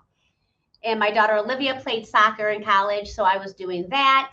Not ready to be a grandmother yet. Got some time. I keep telling my oldest, listen, you're only 25. Don't want to be a grandma yet. Too young. So my husband, Brad, he is also in the automotive business. He's been in the business 30 years. And we love to travel. We are sun and ocean people. We want to go sit on a beach. So that's what we do in our downtime. And we live in the Finger Lakes. So we love to go to the lake and just relax on the boat and take in the sun. Well, that's incredible, Ann, and to hear, your experience as a mom and how you blend everything together, and then also your husband being in the industry as well. Well, and today, so you are the service manager at Williams Auto Group. Tell us a little bit more about that. Tell us a little bit more about your role with the organization. So, as you know, it's females. We I think have it a little harder because our role. So I have in our department about 15 people that I'm in charge of, between technicians and service advisors and porters and appointment coordinators. And as a female, it's tricky that, they want to respect us and listen to us. And so sometimes you have men that come in that are, you don't know what you're talking about. You're a female. And I'm thinking to myself, well, never mind that I have almost 13 years experience. So I've seen a thing or two, but I let them speak their mind and let them tell me what they think is wrong with their car. Meanwhile, I already know in my head, I have a pretty good idea. So I will let them get through their process, and then I will take over the conversation with some facts, with some diagnostic facts. So it's tricky. And I always said it's kind of like it was thought of as a man's world for a really long time. But I think that there have been so many amazing women that have been mentors to me, and I look at your role and how well you just embrace everybody and help everybody, and which is so exciting. So I think we women have to stick together and network together. But as a female, and all of my technicians are men. I have had females in the past, and they're fabulous. I love them because I feel like we can stick together. But again, my advisors, now I have a female, I have 2 men. So I think the female adds a whole different perspective to the job. I feel that we have empathy a lot more so than some men. And I think that we are approachable. I think that sometimes dealerships don't always get the best reputation. So when people come in, and especially women, they come in and they're already on guard, and they're already, you're going to take advantage of me. So when they have a female presence, I think that puts them at ease a little bit more. So I try to be involved with any interaction that has the potential to require a lot of diagnostic or a lot of questions that they may want to ask. And they may look at a man, and I get that a lot. I'm so glad there's a female. I'm so glad I can talk to you. I'm so glad, because females are about feelings. And so that is, that's kind of what I cater to, is giving them a wow experience and coming at them from a feeling standpoint, because I believe, even though a lot of men like to think that they make the decisions, at the end of the day, there are strong women standing behind the men. And if the females are unhappy, they go home. And, to the male, if they complain about their experience or they feel like they've been taken advantage, the man is the first one on the phone. So I try to never put us in that position. I try to always come at them with feelings and empathy. Well, Ann, it sounds like your experience with having a diverse amount of communication, across the genders, across different age brackets, across different, knowledge bases in automotive. There's a lot of people that come into a dealership and feel like they know a ton about cars. And then you have people on the other hand that it's their first time learning about changing their oil, and you have all the experience in between. one of the things we're seeing a lot more of, and that you touched on, is that we're seeing more and more women consider careers in automotive. And tell us your perspective. You talked a little bit about being a female in a male-dominated industry, but what would you advise the people that are getting started or considering a career today? So I would tell the women and the females, keep an open mind. This job is really about relationships. So I try to take like the automotive piece out of it, and females or any gender, it's really about forming those relationships, building trust, and communicating. So if you can, I do not compromise on integrity. So that's one big thing that I focus on. So any female I would invite to be open to this field, as far as going with it, the communication piece. Don't think of it as fixing a car. Females will say, I don't know about a car. I could tell you if it was pretty. That's all I could tell you. But I could have relationships and conversations with people. And that's really what this is about, is having reactions, positive reactions, and positive building value, building trust, getting to know them on a personal level. Because people buy from people they know, like, and trust. So that's all this job is about, in my opinion. Well, Ann, you have an extensive career and you have a lot going on, at the dealership and in your personal life. I want to touch on a second your perspective as a service manager and, building your career and building businesses around fixed operations.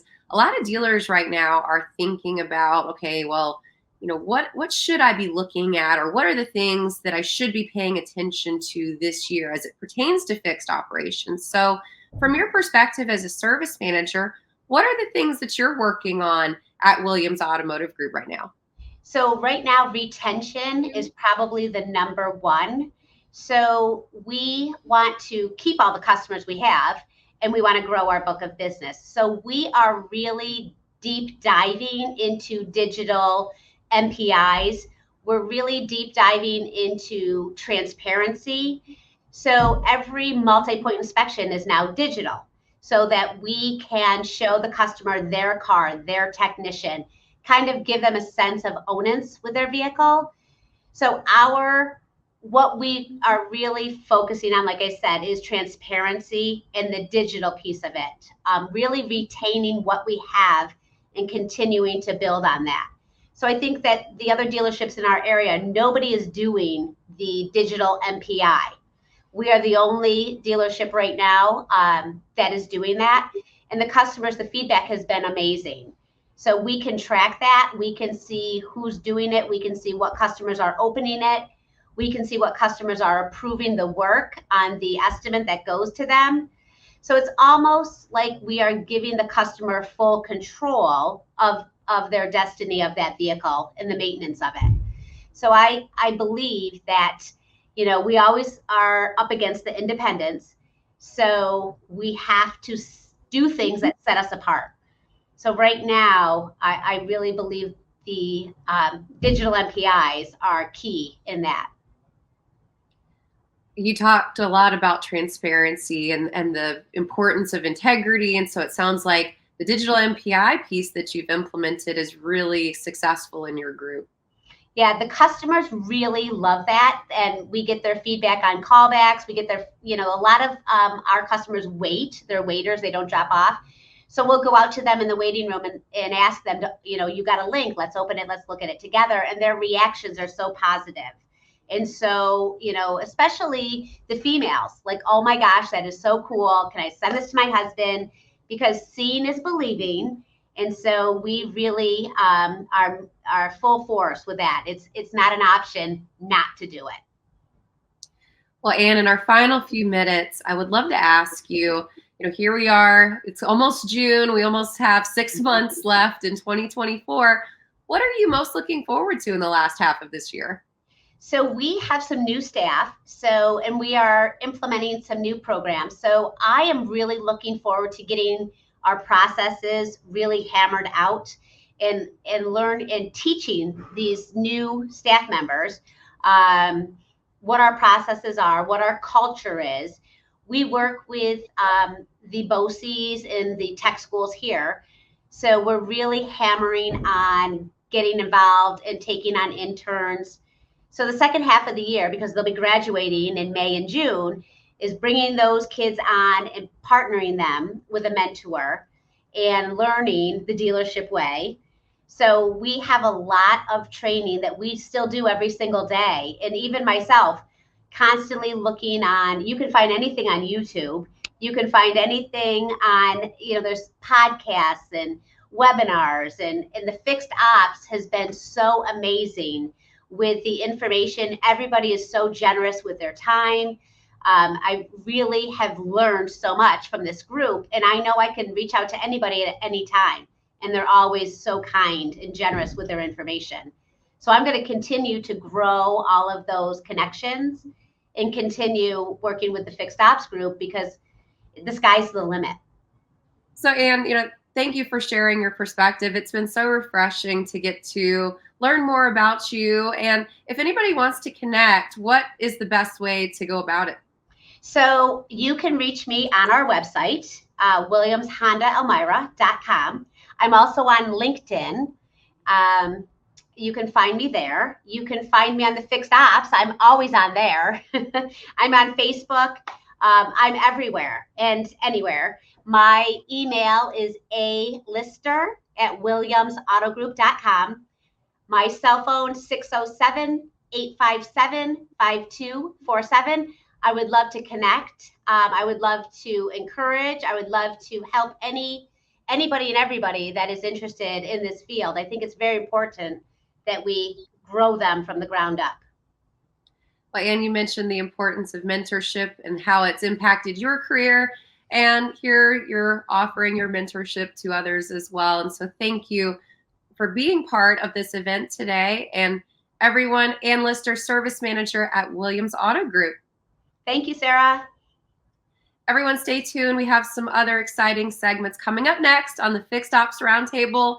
Sit where you are.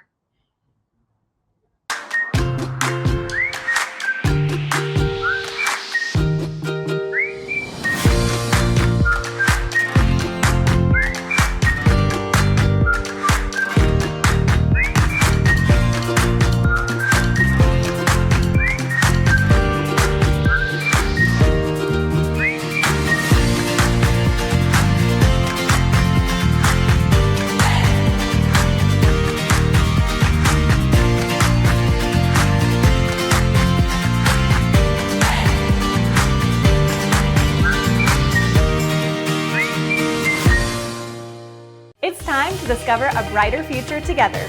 Fixed Ops Roundtable certified partners can maximize their results with their products and market their certified partnership status. Start discovering your possibilities at fixedopsroundtablecertified.com.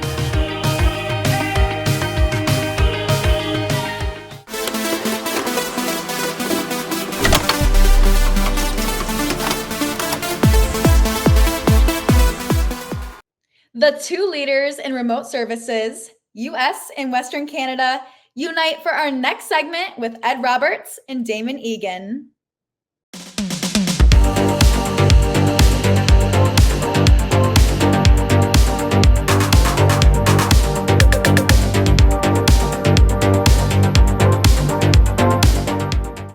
Welcome back to the Fixed Ops Roundtable. Ed Roberts is with us. Also, a special guest, Damon Egan, who is the service manager at Sherwood Ford in Sherwood Park, Alberta, Canada. Ed and Damon, welcome back to the Fixed Ops Roundtable. Hey, thanks for having us. Thanks, Ted. So this is a treat, Damon. What brings you to Ed Roberts' neck of the woods? Well, I'll answer that first and I'll let him answer it. He's from Alberta, Canada, and he just got done with the winter there. And here we are in May, and he wanted to finish thawing out down here. That's putting it mildly, yes. Damon, I know you oversee the day-to-day operations at Western Canada's largest Ford dealership, and you're known as the service fixer. If it's okay, I'd like to ask you both some questions today, because I think what you're both known for is pushing the boundaries of what's possible in automotive, especially in fixed operations. So, Ed, if it's okay, let me start with you a little bit. Your team is well known there. We've got an acronym, Best Team on the Planet, BTOP. You've got a compelling story. You've had extraordinary growth. Ed, give us a little bit of the lay of the land. How did that all come about? And then, Damon, I'm going to come to you for the same thing. Well, we've certainly been blessed, and the key to any great organization is having great people. And we've built a foundation here to be able to grow our own people. And so we have a pipeline. We work with the trade schools. We just donated some vehicles to them a couple months ago. And we work with them to give us the foundational kids. And then we take them and run them through our programs here, whether it's for a technician, for a advisor, for a salesperson. We run them through our Beaux-Arts University. And it really allows us to grow the people that we desire to carry out our brand. And Damon? We're really trying to emulate what Ed and his team are doing here. We know that there's a technician shortage. It's not to the extent in Canada that it is in the U.S., but we're really trying to grow our own technicians as well, with taking from the local trade schools, running them through our program, getting them settled with a mentor, journeyman technician in our shop, and then eventually graduating them to become certified technicians. And Damon, if you don't mind, give us a little insight into your hiring and those training processes and the retention of your team members. Sure. What we really look for are two things. One is drive, and the other one is desire. And just seeing Ed's operation here, he's looking for a lot of the same things in his people. We can teach technical aptitude, but you can't teach heart and integrity. And those are two of the big things that we look for when we're hiring apprentices to come on board. We have a very high retention factor, and people don't leave our place. I think that's one thing that Ed and I have in common at our stores, is that people don't want to leave. We provide lots of training. We provide lots of help to people getting accustomed to their roles, and we want to see them succeed so that they don't leave. And Damon, I know you've spent a couple days there now. Was this your first visit to Beaux-Arts? Yeah, it's been an enlightening opportunity. Ed and I have kind of gone back and forth as to, hey, I'd really like to come down, and Ed's been gracious enough to say, hey, anytime you want to come down and check it out, please. So we made it happen. Took a long time to get here, a lot of flights, but we made it, and it was so worth it. The way to surmise this is, if anybody has heard Ed talk about his culture in the store and they think it's too good to be true, the answer is it is absolutely true. I haven't met one person out of the entire week I've been here that hasn't said, this is home, this is family, I get treated like one of the family here. And that culture goes from the cleaners to the dealer principals, and it is everywhere, and it's encapsulating. It's just phenomenal here. I can't say enough good things about it. Damon, what was your first impression when you got there a few days ago? The first impression was, wow, it is so big. It is such a big place. But it doesn't feel like it, because everybody knows everybody. Yeah. I got the opportunity when I first got here to sit in on a new hire orientation meeting, and the general manager of the dealership came in, and you've got these new hires there, scared to death that the entire leadership team's there. And the general manager said one thing. He said, my job is to make sure that I know your name. And that was such a strong statement. That shows the commitment to the culture that everybody has from top down. Like, what better feeling to have as a new hire when you're hearing the big boss say this? It was just, we thought, this is going to be such a great week, and it has been nothing short of remarkable this week. Let me ask you both. I'll come to Ed first. Ed, underlying principles behind that best team on the planet. Can you share some of that philosophy with us? I'll ask you, Ed, first, and then Damon. Well, and Damon has heard heard this all week long, that it starts from the top down. And one of the things that we do well is we cascade our information all the way down from top to bottom. And with doing that, then when we have the new hire orientation, like Damon spoke about a minute ago, I can go in and welcome those guys to the best team on the planet, and then tell them that we expect their best because they are now part of the team. And it's a segue to kind of set the foundational elements of what we do and how we get there. And it also gives them a sense of pride of being a part of what we consider to be the best part of the planet. We give them a few things, bracelet, a few various different things to remind them that they are part of the best team on the planet. But it only happens with them giving us their best efforts, not coming in and just going along for the ride.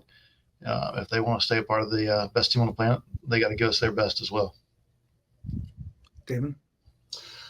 I think one of the biggest things for us and the culture that we're trying to establish at our dealership is to really emulate exactly what Ed said. I'm not going to steal his tagline of beat top or best team on planet, but we're going to do whatever we can to really emulate the culture here and really get the best out of our people. I think that that's the best way to retain people and help them grow to where they want to be. You have the best team in Canada. We do have the best team in Canada, yes.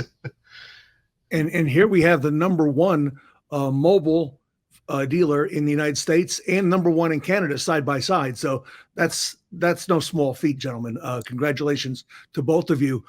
Damon, we've heard Ed describe, and I've been there to see the facilities and number of bays and number of technicians. Tell us a little bit about your facility, Damon, what you've got going there in terms of number of people and techs and bays and so on. Yeah, it's a large facility. I mean, it's not quite to the size of this one, but we do have 52 bays. We've got 45 technicians, 11 service writers. So we've got a big operation. We're doing about 3,000 work orders a month. We try and push the boundaries of what a service department could be. With mobile service being relatively new in Canada, we were the first ones to jump on that. We run a night shift. We introduced pickup and delivery valet service to Canada during COVID. We currently do about 400 rides a month. So we are number one there as well. We like to push what the service department could be. And as I've found out this week, it's more so experience. And one thing that Ed told me, and his whole team has said the exact same thing. And that is if you treat your employees well, they're going to treat your customers well. And then the business is going to follow with happy customers. And I'm going to take that back and post it everywhere that I can, because I think that's such a powerful statement to the entire team. Yeah.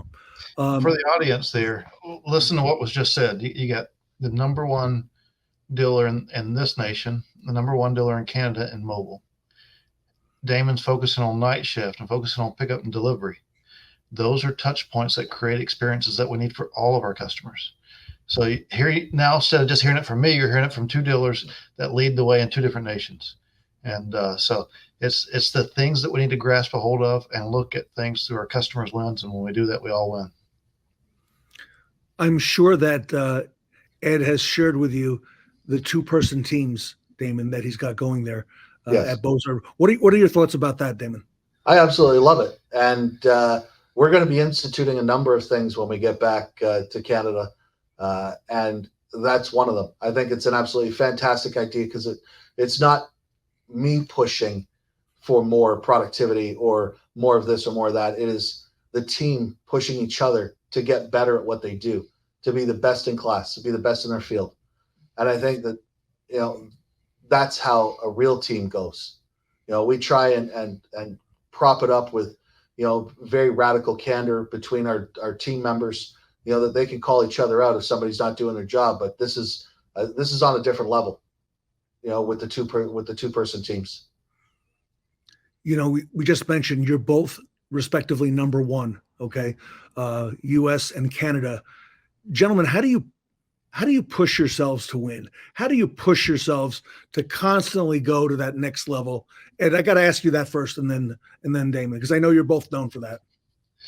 So I'm always looking for what's next. We can't rest on where we're at, because if you're number one or you're number 10, everybody's chasing you, or everybody's trying to pull away from you. And so you always got to be looking for that next thing. And we want to look at it through our customer's lens. And anytime we can remove friction between how our customer has to do business with us, then we win and we continue to get better. So we're always looking to remove friction. There's always opportunity to get better. And we're always looking for that next element of what can we work on next. So we may still have some things that we're working on right now, but we know what's next. There's never a point where we don't come in and try to strive to get better. We strive to get better every single day. Damon? Yeah, we like to approach it as every day is day one. And to Ed's point there about friction, we pride ourselves on really having a frictionless process. We all know, we've all been in the business long enough that customers don't want to come to our dealerships, no matter how beautiful they are or no matter how good the coffee is. They don't want to come. We are very firm believers that time is the new currency.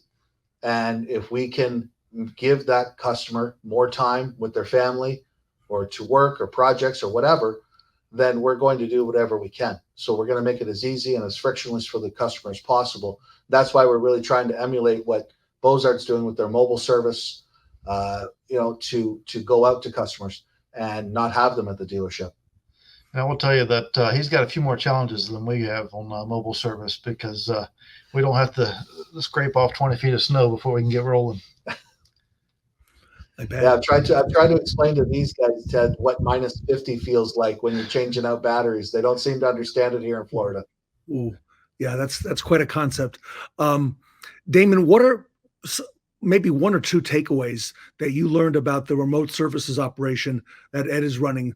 I don't even want to ask him how many vans he's got and how many, because I know the number just keeps going up. But what are some of the things that you spotted early on?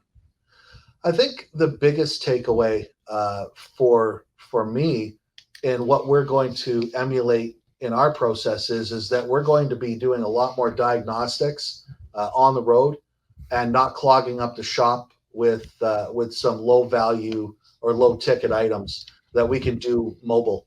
I think that's going to continue to grow. That's going to bring in the high ticket items to the shop and continue our technicians getting better at what they do and creating more productivity. So that was probably one of the biggest takeaways that I took away from this.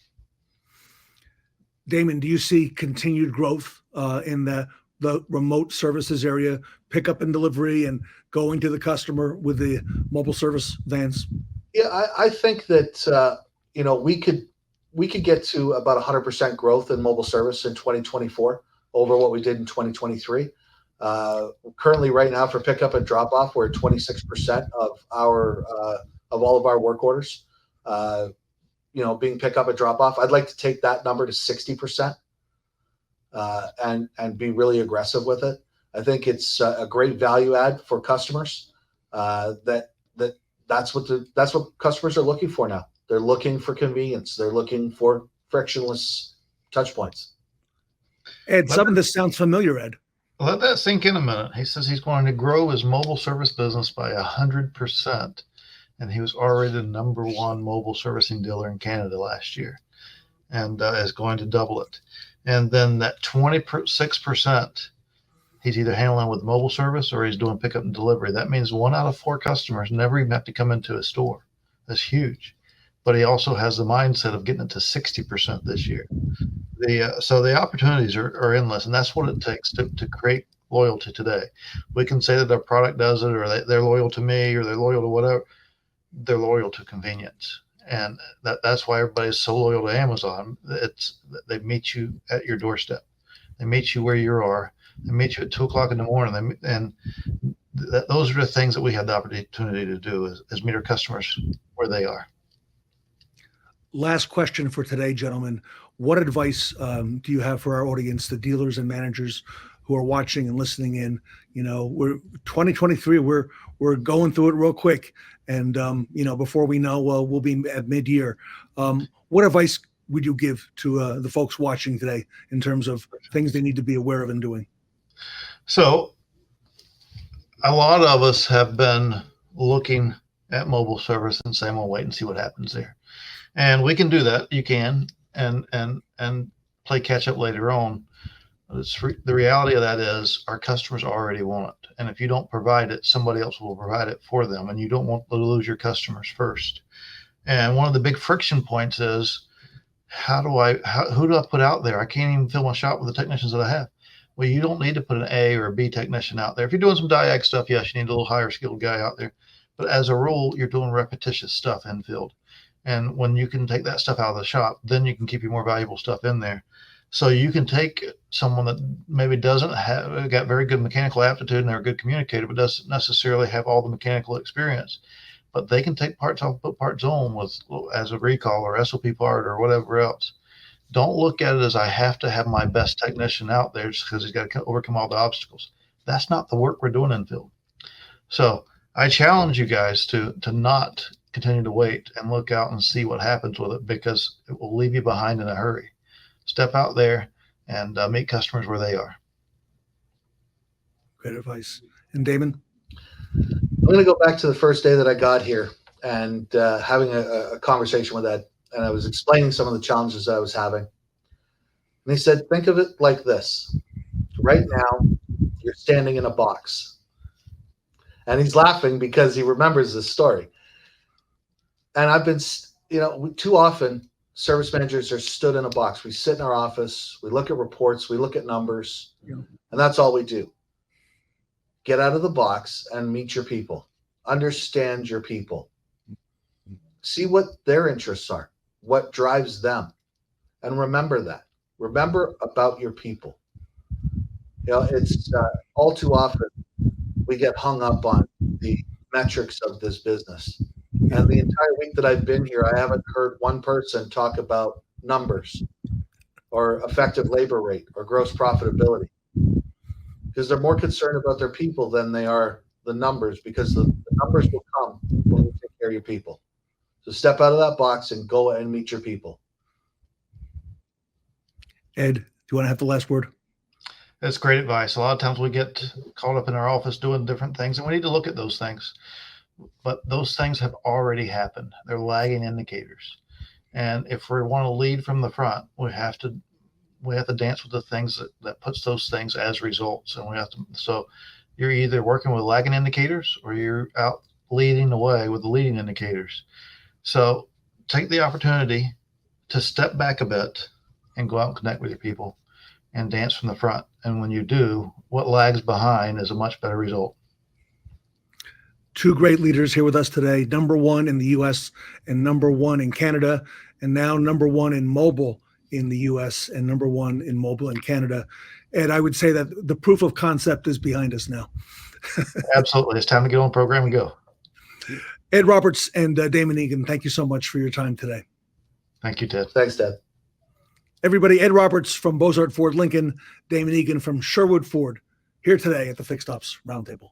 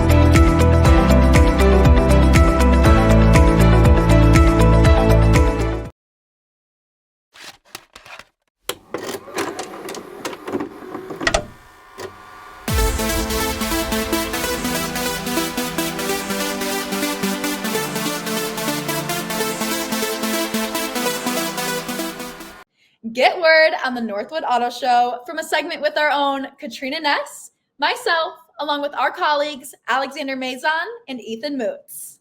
Good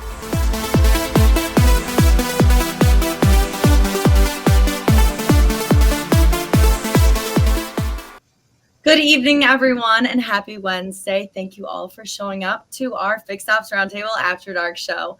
Tonight, you all may be wondering, where is Ted Ings?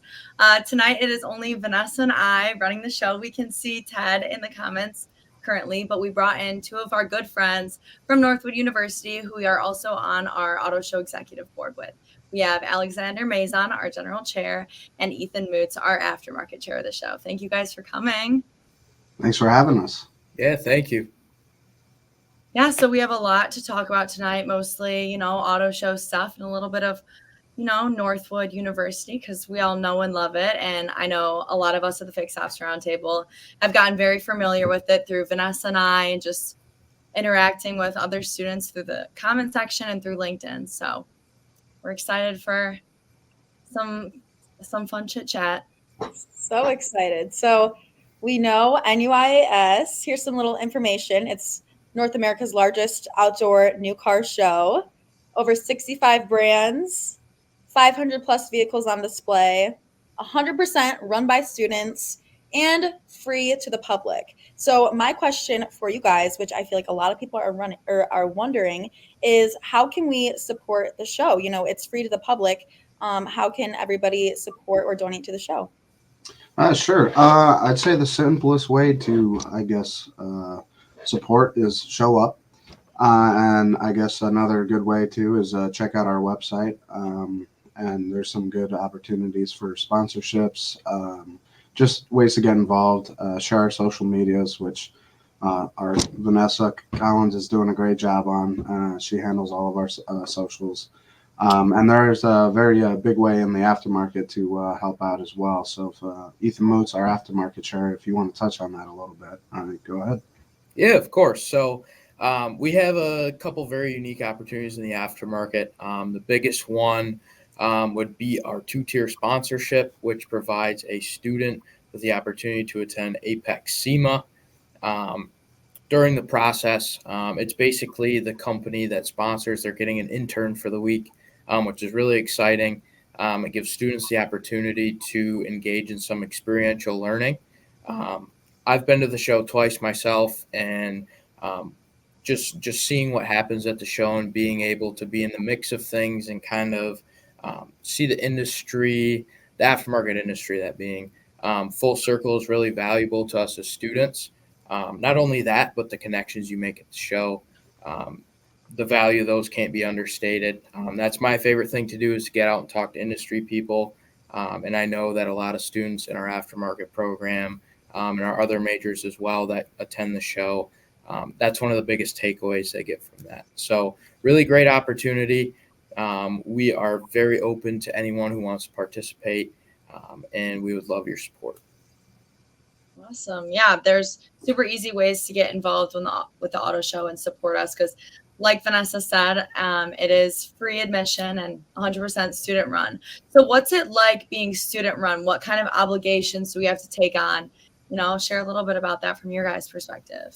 Sure, yeah. So what's funny is that directly after our last show, it starts all over again. So there's about a 2-week waiting process where some things get handled. The new general chair gets picked, and just some minor work. But then right after that, the board gets picked through a process, and then you start pretty much the week after that. So you do your board meetings on Fridays, department heads on Thursdays, sort of just a little preview, and you sort of work with all your departments. So your divisionals, your finance chairs, your marketing chair, sort of just to get everything up and running as fast as you can. And I guess the easiest way to do it is to get ahead of schedule, which this year we are blessed to be able to do that.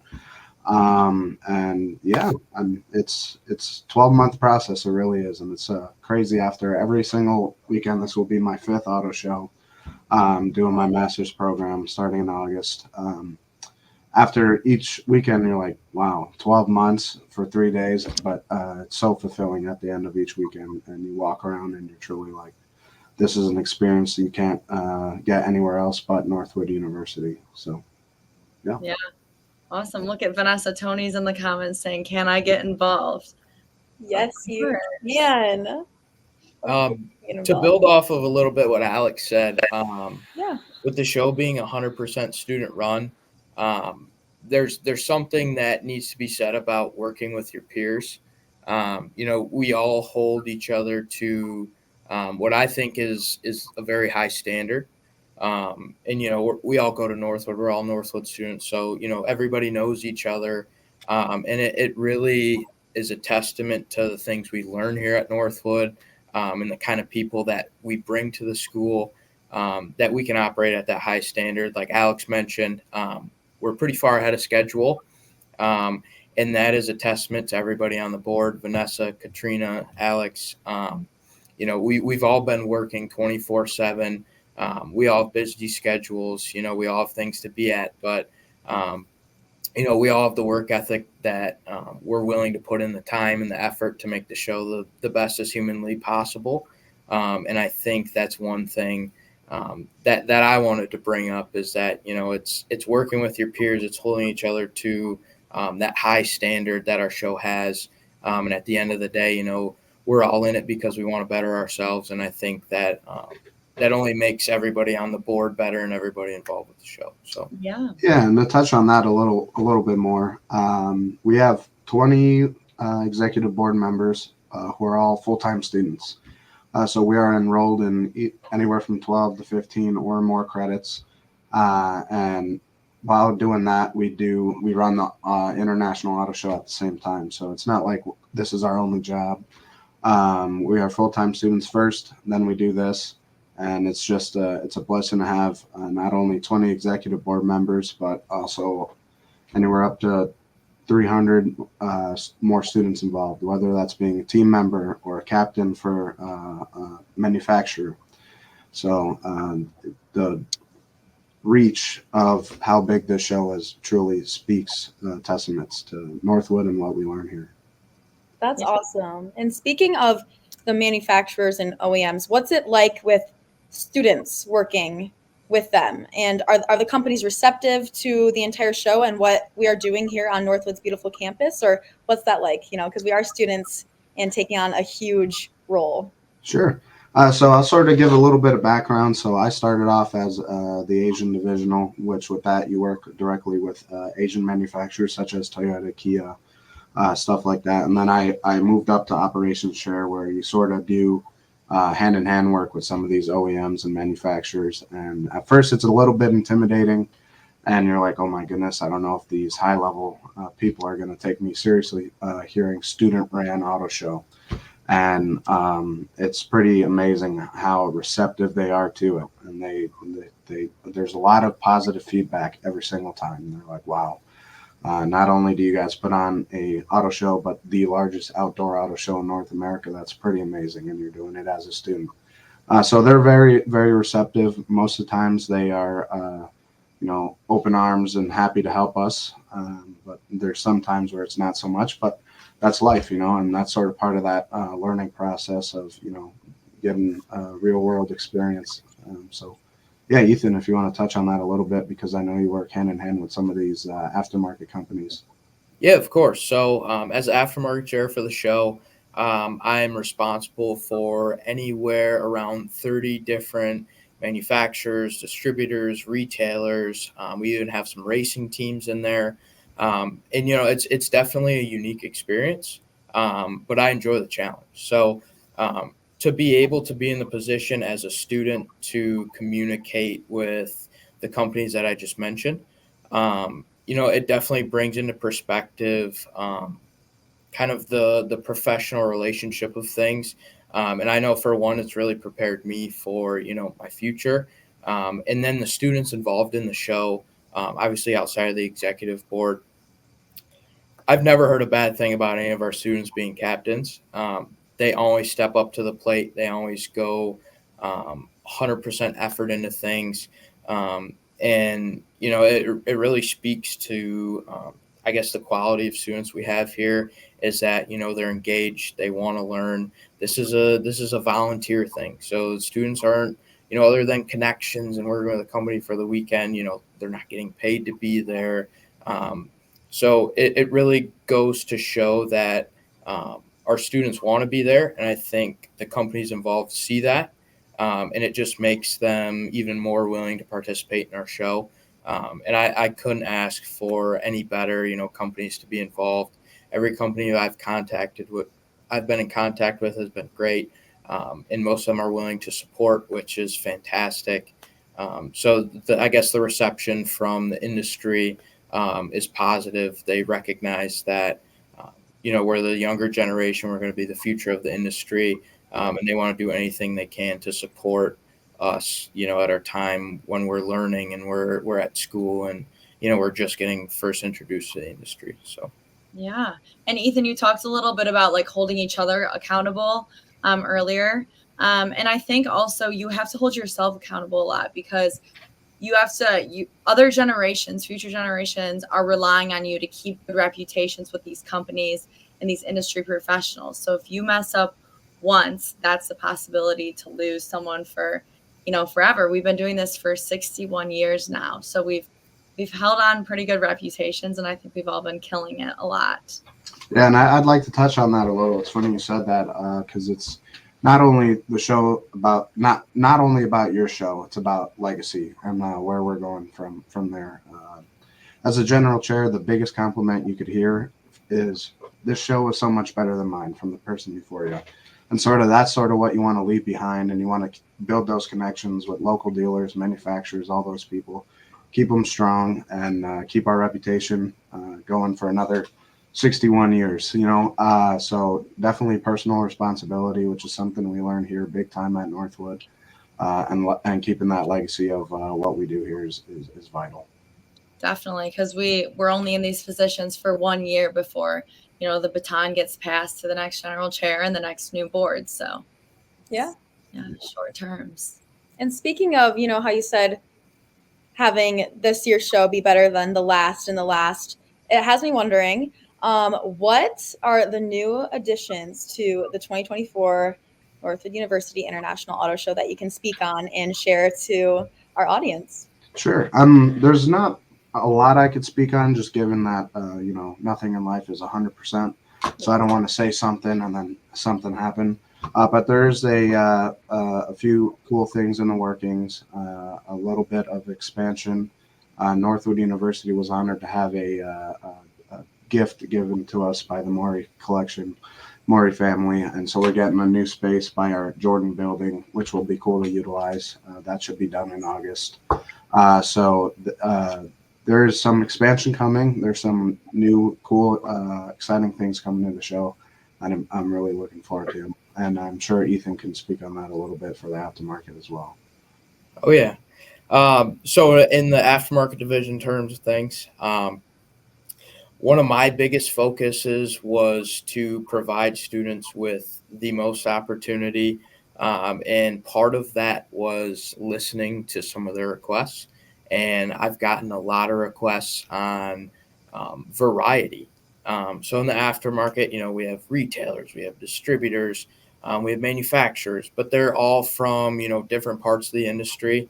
And, a lot of our students love the performance side of things. They love, the performance modification, the racing industry, everything like that. And so that's been one of my biggest focuses, was kind of bringing that missing piece back into the aftermarket division. And, it's really exciting to say that I've been able to make some connections, and I'm hoping to see a bigger variety of performance companies, racing companies, things like that. Because, at the end of the day, that gets students excited to participate, that gets companies excited to participate in the show. And yeah, I'm really excited for it. And I can't wait to see what it looks like in October when it's all said and done. I'm just really excited to see where things go. So yeah, we also have an addition plan, not to just make it a car show you walk around, but somewhere you could stay for the weekend, have a good time, enjoy the full weekend, and not just look at a bunch of cars, although that's great and that's my passion. But we want to make it a place for families to come, hang out, have a great time on our beautiful campus, enjoy our beautiful students, and have a great weekend. So speaking of like the weekend and events around it, what kind of events does Northwood host around the auto show that weekend? Sure. So we have a VIP panel in the morning before our opening ceremony. This is where true automotive professionals and VIPs come in and talk to our students and prospective students about the industry, where it's been, where it's going, and sort of projections from there. We have a CDK Women's Roundtable event at our show as well. And for our sponsors, we have a Thursday night preview, which is an exclusive event for them to enjoy the show under the lights. Just a sort of private preview with our executive board and some of our VIP guests. That's awesome. Love that. Well, I know we were just talking about the aftermarket division. So I was just wondering, how is it different from the other divisions of the show? If you could speak more on that. So the aftermarket division is very unique in the variety of companies that we bring. More on the new car side, it's all the OEM manufacturers. And on the aftermarket side, we get the unique opportunity to encompass the suppliers, the retailers, the distributors.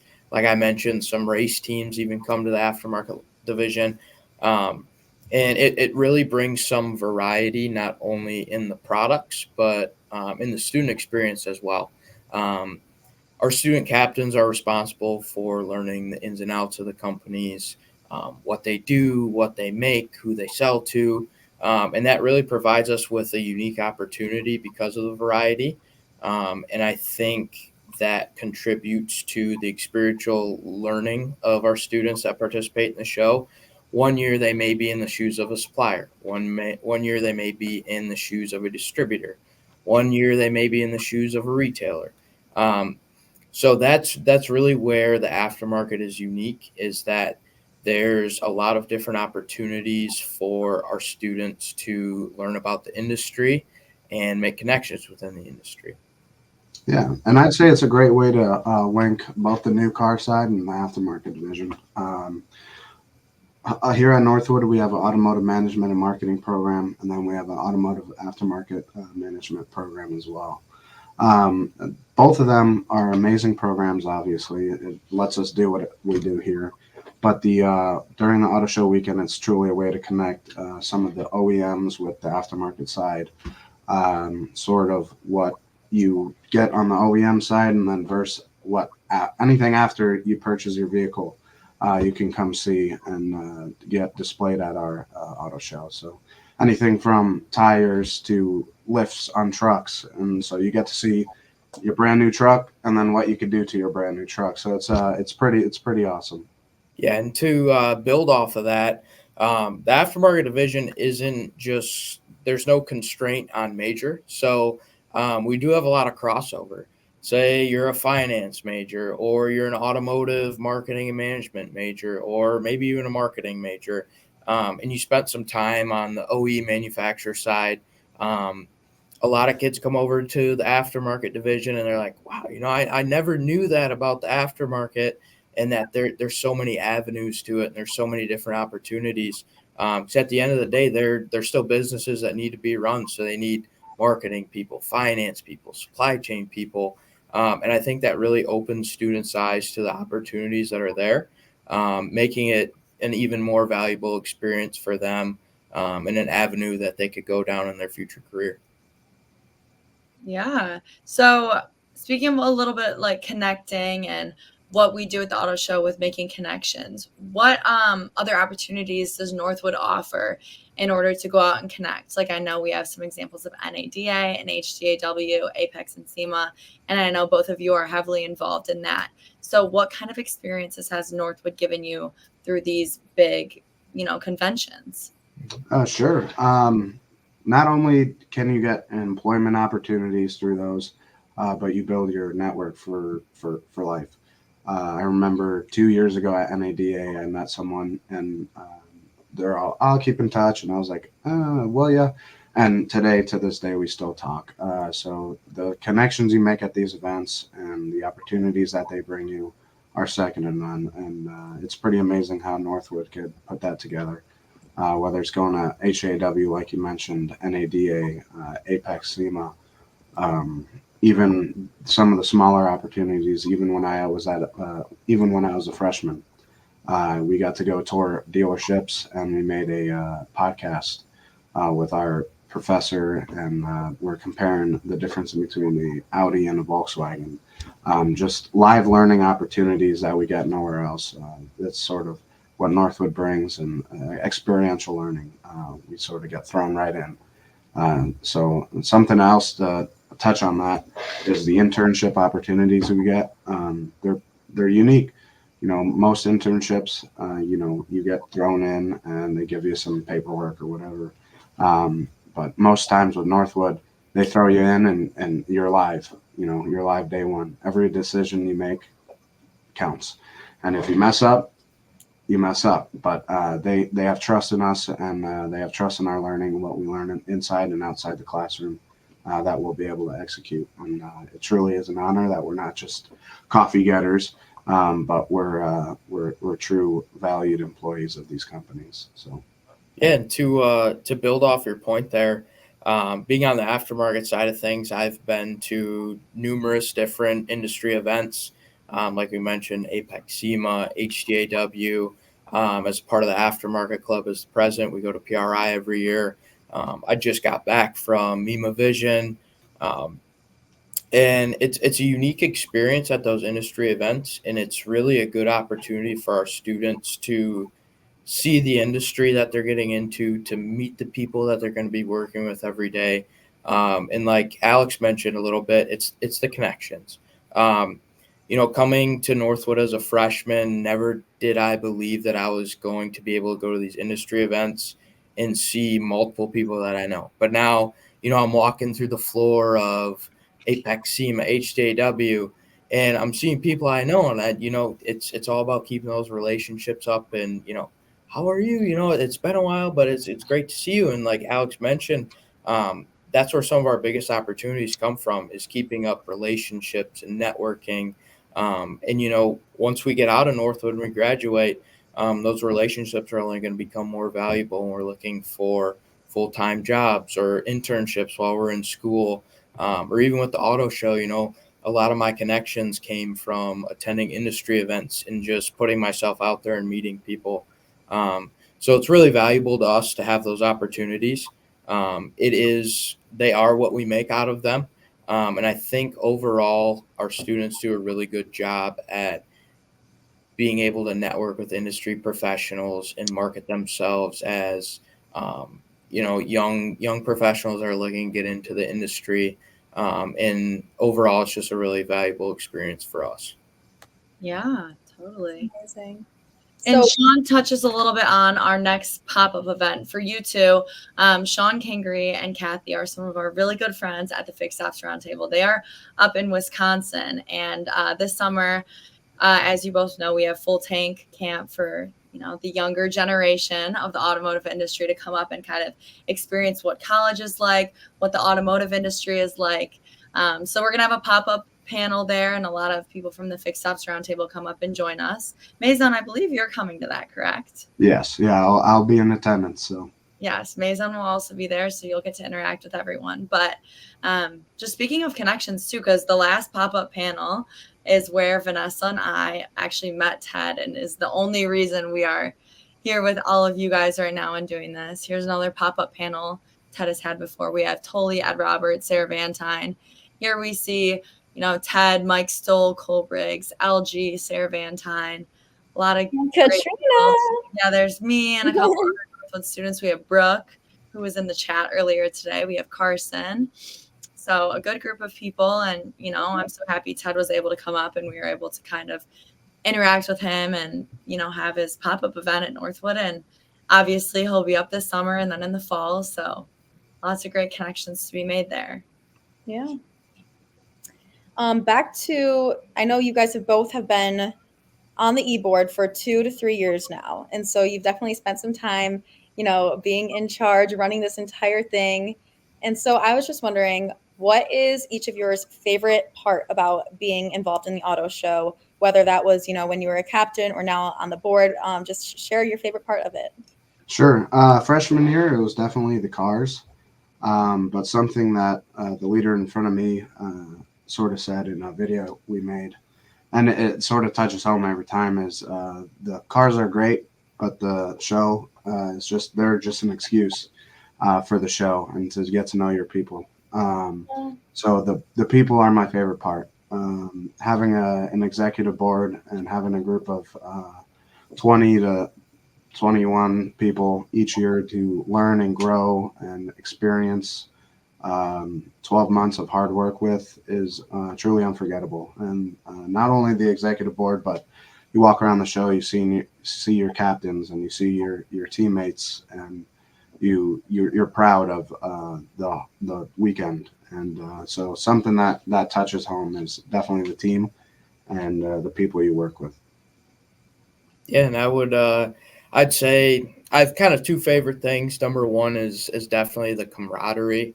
The show is a really special event for not only our board, but everybody on campus. If you've been on campus, you've seen the show.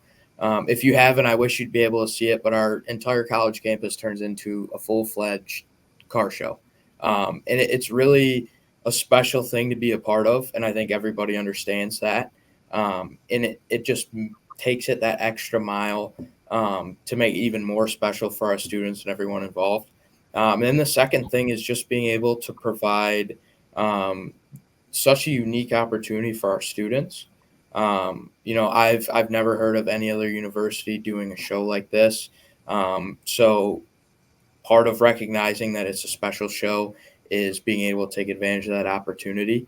And one of my favorite things is being able to provide our students with that opportunity to grow their network, to make industry connections, to learn how to represent a company, learn how to organize a team. And, it just overall, it's a special experience. And the value that it provides all of our students, from the executive board to our captains, to our team members, those are the things that I most enjoy about it. Yeah, I agree. I mean, just from, being part of it myself, you gain a lot more than what you kind of think you will. You gain everything of what you guys said and everything under the moon. You learn how to talk to people. You learn how to, represent a brand and put out the best image of yourself. And doing that at such a young age, it really gets you kickstarted on your career, gives you a great image for, these industry professionals that are around you, and just overall well experience. And I'm so happy I'm here and able to participate in this. And I know all of you are as well. It's amazing. And so, October, everybody come out to our auto show. But in the meantime, we do have our next Fixed Ops Roundtable event. Katrina, do you want to tell everybody about that? Of course. So our Fixed Ops Roundtables 90's Rewind is coming up May 13th, 14th, 15th, and 16th. This is a 4-day virtual event. You can get your complimentary tickets at fixedopsroundtable.com. Yes, they are complimentary. And with the signing up to get your ticket and also following dealer scanning and TEDings on LinkedIn, you will be entered in a giveaway to win a free Apple Vision Pro. There is no purchase necessary, and this grand prize could be yours. Alex and Ethan, you better get on that. Oh, yeah. I love it. Well, thank you so much for hopping on and doing this episode with us. It means the world to us and Ted, and to, the e-board in general, having our names out there and informing everybody and all of our Fixed Ops friends on what NUIS is all about is amazing. So thank you guys for coming. Yeah, thank you for having us. It's an honor each time we get to come on here and spread awareness about our event and spread the great news about our great people working on it. So, yeah. Well, everyone, we will be back on Monday with Ted. So stay tuned for that and have a great rest of your night. Bye, guys.